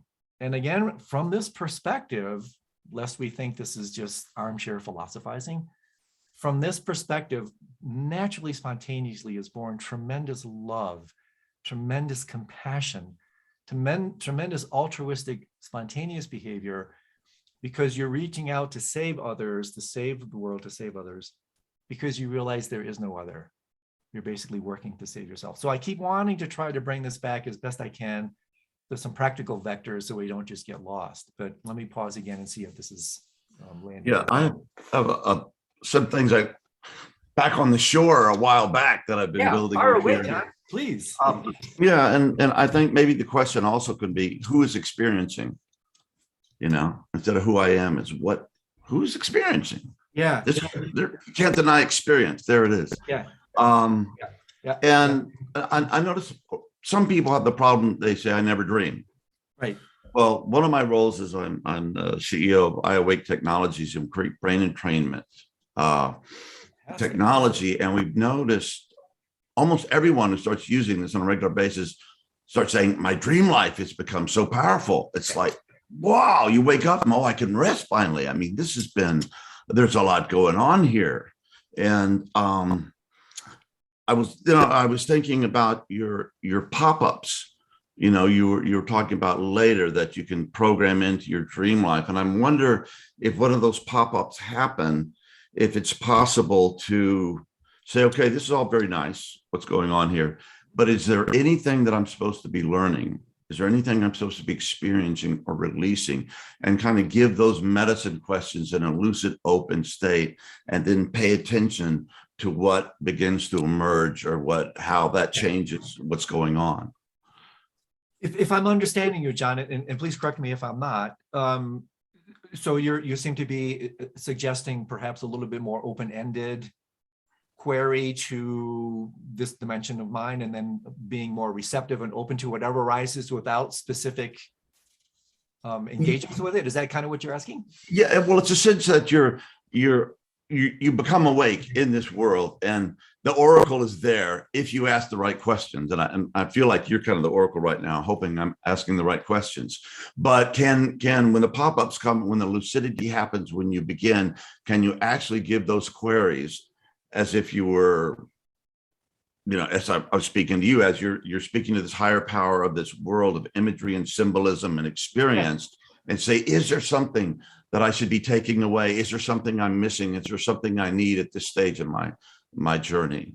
Oh, beautiful. In fact, I would say you can do that on several levels. So you can grease the skids by starting to set that intentionality with questions before you ever even enter these arenas, right? So in other words, you start to saturate your mind, perfume your mind with these sorts of intentionalities. And then what happens, and this can be also talked about mechanistically. The Buddhists have very sophisticated ways of talking about how this actually works. But for general purposes, I would say yes, that you start to, again, I love this imaging of perfuming your awareness with these intentions, with these types of requests. And then when you become lucid, let's say in the dream arena, then you can reinstate that. And then there's several things that can happen. Again, if I'm understanding what you're asking, one is that there can sometimes be a rather direct, overt type of response, a little bit like I mentioned earlier when I was asking His Holiness Karmapa in my dream, point blank, very specifically in this Q&A like we're doing here.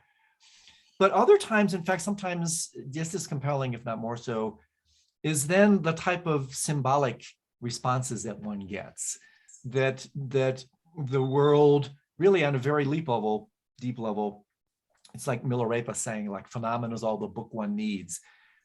Because we are in a dream reality now, once we start to sensitize ourselves to this kind of twilight language, the secret type of communication, wireless communication, so to speak, that takes place when we become open like this, we start to realize through things like auspicious coincidence and synchronicities and all kinds of magical tendril that again starts to communicate almost in this kind of symbolic way, this dream imaging way. And so often what I do, John, is sometimes I will actually back away a little bit. I'll create a sense of, lucidity is partly created by perspective.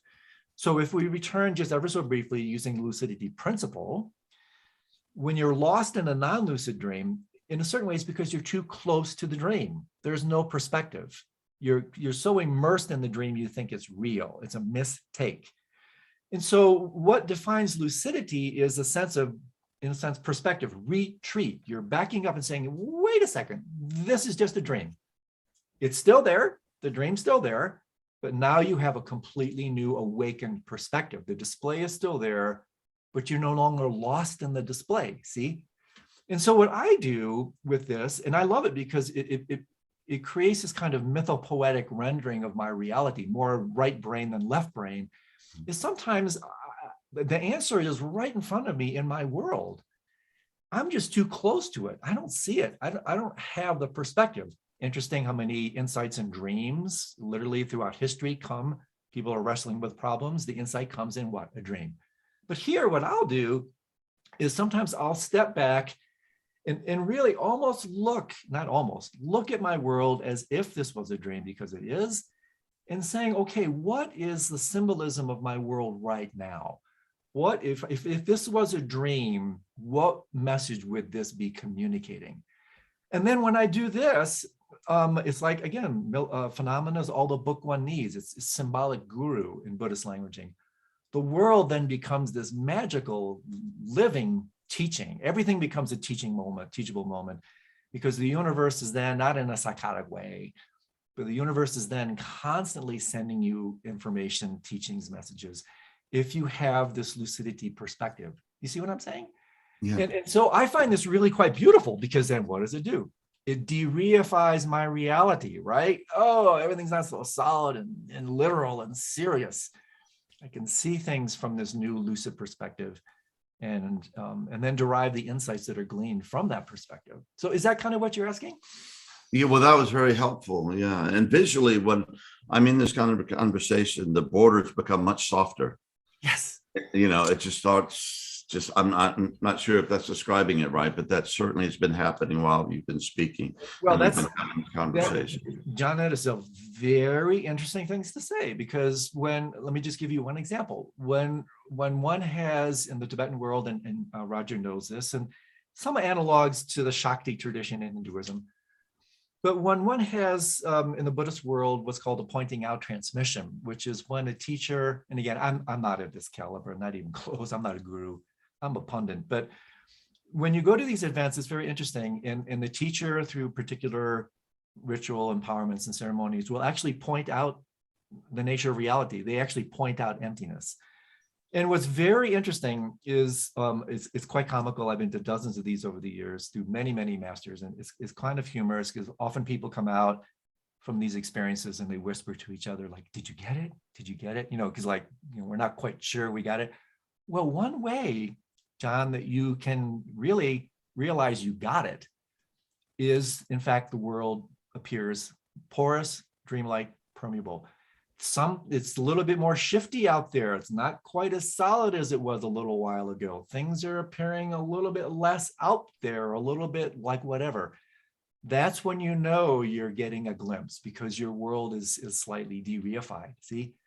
And so then once we're sensitized to this, we realize, again, the degrees of reification, that's real nightmare principle. The degrees of de-reification, in other words, waking up, all of which really, this is the genius of these nocturnal meditations, can be studied every single night when we fall asleep. So beautiful. Andrew, there's a theme to a couple of the conversations you've just had. One was you pointed to the plasticity of what we take to be ourselves, or the plasticity of identity. Beautiful. And point out that actually the self-sense, what we take to be ourself, is a construction. Yep. It is not a given. It is something that we construct. And the range of what we construct is so far beyond what we usually take to be possible or to be ourselves, that it can embrace the entire cosmos, the manifest realms, the unmanifest, all reality, manifest and unmanifest. I mean, seems to be no limit to our identity or who we truly are. Oh, Roger, you have the most incredible capacity to just get to the heart essence. I'm sorry, I didn't mean to interrupt you, but no, please go. Yeah, yes, I have more, but go. Well, what I wanted to say here is we are each a creative genius at levels we have no idea. Each one of us is a creative genius. And at unconscious levels, we create world systems. And this, again, this is what you can see in the double delusion of the nighttime dream. You are the creator of that reality.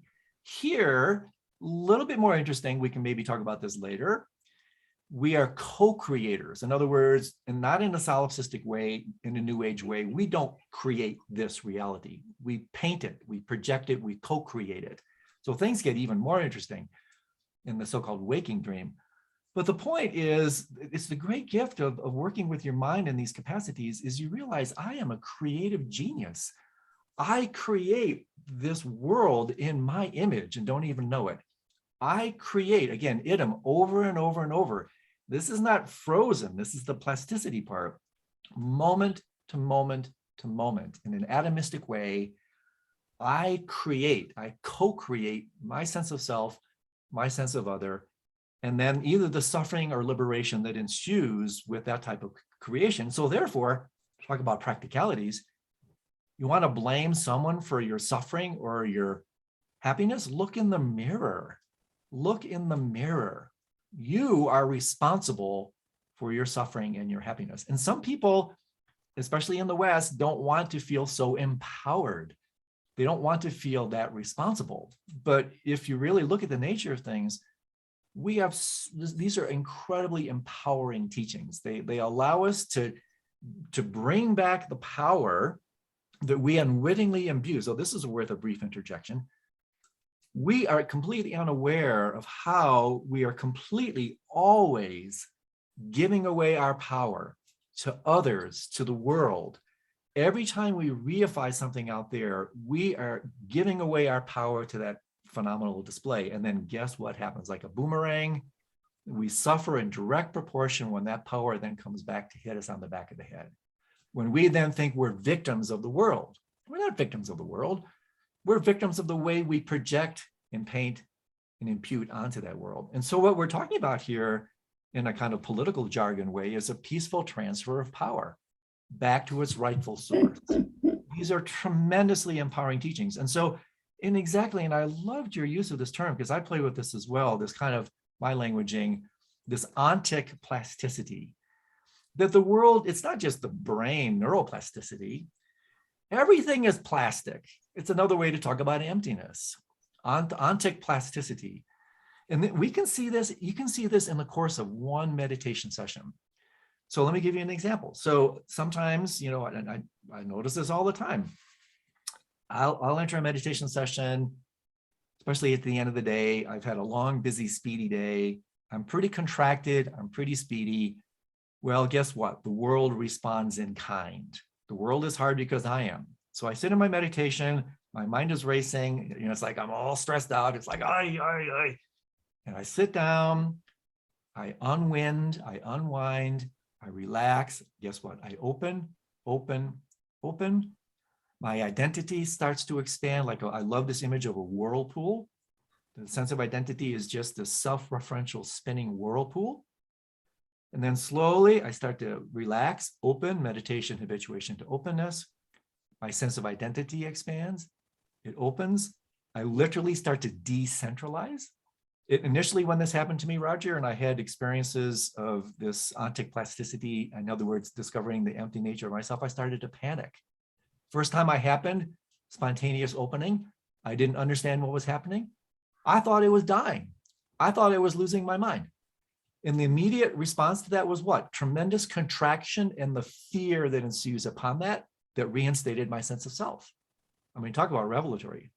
So I open, the whirlpool relaxes, my sense of identity dissolves, and in the course of one meditation session, I will go from this reified Andrew, this whatever this blip is, I will dissolve at the end of this period into the cosmos, where I no longer exist in this way.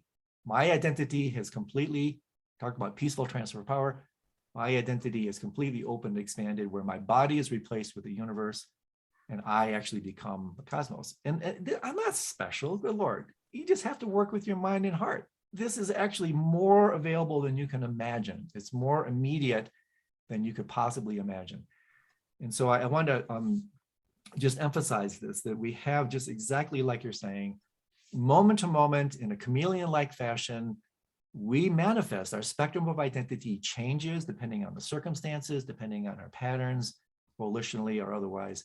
And so therefore, again, that wonderful maxim, this is a dream, I am free, I can change.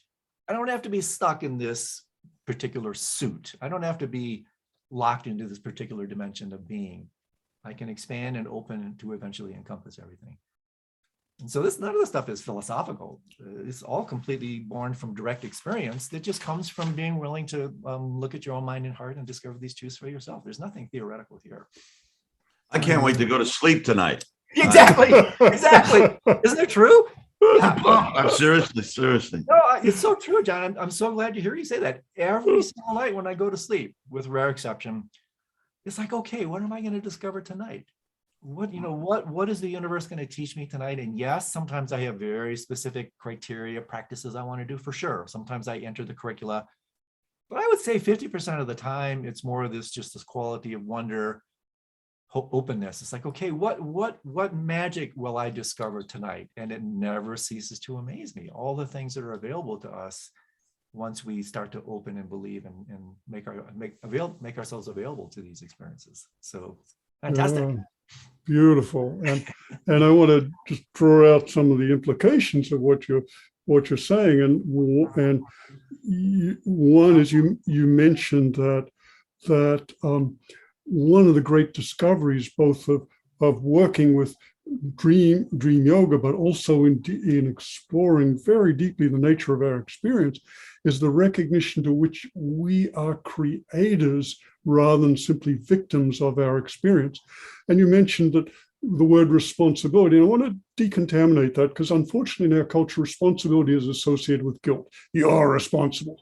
And the way I would define responsibility, of course, there's a common breaking out of the word into responsibility, yeah. But there's also a way I just define responsibility. Responsibility is responsibility is our recognition that we play a creative role in our experience. So that has extraordinary liberating, awakening, enlightening implications in what you're saying. One is that we are not simply victims of our experience, we are co-creators of it.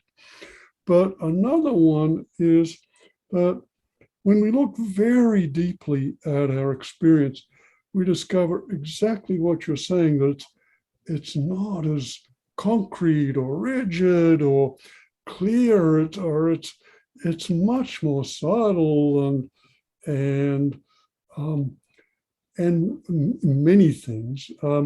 But one of them is that it is trans-conceptual, meaning it doesn't fit into our concept. It's not just our concepts. It's something far more profound than we can wrap our concepts around. And there's a beautiful thing by the Indian philosopher Radhakrishnan, who was actually president of India at one stage. And he said, reality overflows our miserable concepts. And the implication that I take from that is, once you realize that what we actually respond to is not experience, but our concepts about experience, then you suddenly realize that, wow, if I can stay really in touch with my experience rather than just being lost in my ideas about it, I'm have much more freedom and a much less at the effect of and run by and dictated to experience or reality. That's liberating. I'm not sure I can even add anything to that, Roger. It's just emaho. That's just spot on. And yeah, I mean, as you know, in the neurosciences these days, I mean, Huxley talked about it, right? Starting with the brain as this kind of reducing valve, and what's called the filtering model that basically, largely for developmental reasons, by the way, as you well know, we shrink wrap the world. Through the highly filtering process of our concepts, all in the service of ego, we just filter out aspects of reality that don't maintain our particular worldviews, that don't sustain us, that don't feed us at these particular developmental levels. And so that once we start to open our minds, we start to realize, again, transcend but include, that concepts, actually, they do have a place. We can use our concepts in a very healthy way to accomplish things. And we have science and technology and the arts and whatnot to demonstrate that. But mostly what happens, as you're alluding to, is these concepts, we end up living in the map instead of the territory. Then we wonder why something's missing. And so as we start to work with the mind in meditation, we start to realize the extraordinary power of the conceptual agendas, how they shrink wrap, limit us. And then as we start to open, release, de-reify those, the whirlpool starts to relax back into the stream of reality. Then we just avail ourselves to the utter magic, wonder, mystery of what's actually out there. And so again, to me, it's like both with ego, with form, with concepts, everybody's welcome at this table. All these particular dimensions have their place, but the issue is to find that place and keep it there, because otherwise we become dominated by form, materialism. We become dominated by that rested form of development called ego. We become dominated by our concepts. And so if we understand them, we can appreciate them for what they are, release them when they're no longer necessary, and then just continue to avail ourselves of the wonder of what's beyond just the shrink wrap approach to everything that we have. And we do it largely because of fear. I mean, the notion of fear is super important. Maybe we can talk about this further when we return and talk about the whole death and dying thing, because that's also that narrative sublimating so much of what we're talking about here. Like, for instance, if this is such a great, wondrous way to look at the world, it's actually the natural way. Well, why don't we see it that way? Why don't we see it? Well, one fundamental reason is fear. There's no room for personal identity here. Ego just can't grok something that is so transcendent. And so it contracts really out of the majesty of the splendor. It's too much for these arrested forms of developments. And therefore we contract out of that. And the immediate response to that, the affective expression of that, is one of fear. And so then extraordinarily practical, whether we know it or not. And stage 4 dream yoga is all about working with fear.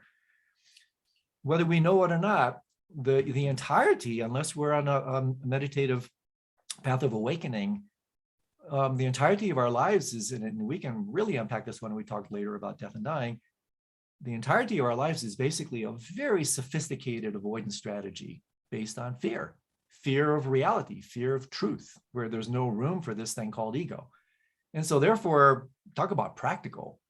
Take a look below the hood, and everything we do is based on fear in a relative reality. Fear is the affective expression of ignorance. And so when we understand this, we start to realize, which is one reason why so many people are not that deeply interested in this sort of thing, because on a very real level, they fundamentally have to work with one of the principal deterrents here, which is this primordial fabric of fear. But that's such a big topic, Roger, that maybe we can hold that until another time, because I want to do justice to that one, and maybe even guide listeners through some exercises and practices about fear and anxiety. Because again, everything that I do, and I know your work is the same, is practical. How can we use this stuff? How can we be better human beings? How can we be more loving and compassionate? How can we be more sensitive to what's happening in the world? It all circumambulates these topics, because really my riff these days, Roger, is if what we're doing here isn't of benefit to the world, it's irrelevant. If we're sitting here just basically trying to talk about highfalutin, this is philosophy in the pejorative sense, it's utterly completely irrelevant. And in our philosophies will go as extinct as the human species, which is where we're heading. And I don't want to get too gloom and doom here, but my thing these days more is enlightened activism. Like, what are we really doing here? If we can't really help the world, we might want to take a very close look. Is this just spiritual bypassing? Are we just trying to make ourselves more comfortable with spiritual ideals? We need to look at this. And maybe I'm speaking for myself. No, I think you're speaking for both John and I, and you're speaking to the reason we did this podcast. Absolutely. To bring these dimensions together. John gave an invitation, which I jumped at, was we could do something which brings people like you, Andrew, here who have really profound, important ideas with far-reaching implications, and invite them to put those ideas out. So this is right on. Yeah, and this is exactly what we hoped it would be. Roger, you and Andrew, really, thank you. It's been something to be here. Yeah, Andrew is there. This has been so rich and so profound and vast and wonderful. Is there anything you'd like to say before we complete? No, just a profound sense of appreciation for you both. I mean, John, I don't really know you all that well, but if you're hanging with my friend Roger, you got to be okay. Roger's one of the great lights in my life. It's been a total delight to get to know him. And so really nothing more than just a tremendous sense of gratitude and appreciation for being in your company, for allowing us the opportunity to talk about what really matters, let's get down to things here, like what really counts, what really matters. And so the opportunity to engage in this conversation with you all, to me, is kind of what makes life worth living. And so I very much appreciate the opportunity.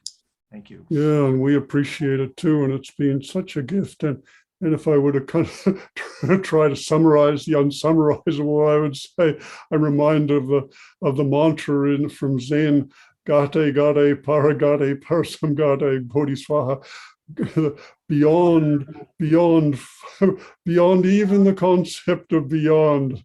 Wow. And that's what this conversation has been. And you've also been bringing it back to very practical implications, even to the fact that, although they're not immediately obvious, this has very real implication for the global tragedy we are creating. Because as this understanding comes on board, so many of the usual egocentric and ethnocentric motives fall away, and one realizes there are more important things in life than egocentricity in my country, and we have to live for the welfare and awakening of all. And that's what this conversation is. You've done that in this conversation, Andrew. So, and in your life and your work and your books, we spoke particularly to dream yoga and dreams of light, but in our next conversation, we'll also deal with your book, Preparing to Die, and your book about the challenges of the path, the power and the pain. Your life's work is a gift to us all. Andrew, thank you so much. So much, everybody. Really, so appreciate it. And thanks, God everybody. bless you. Thank you. So much fun.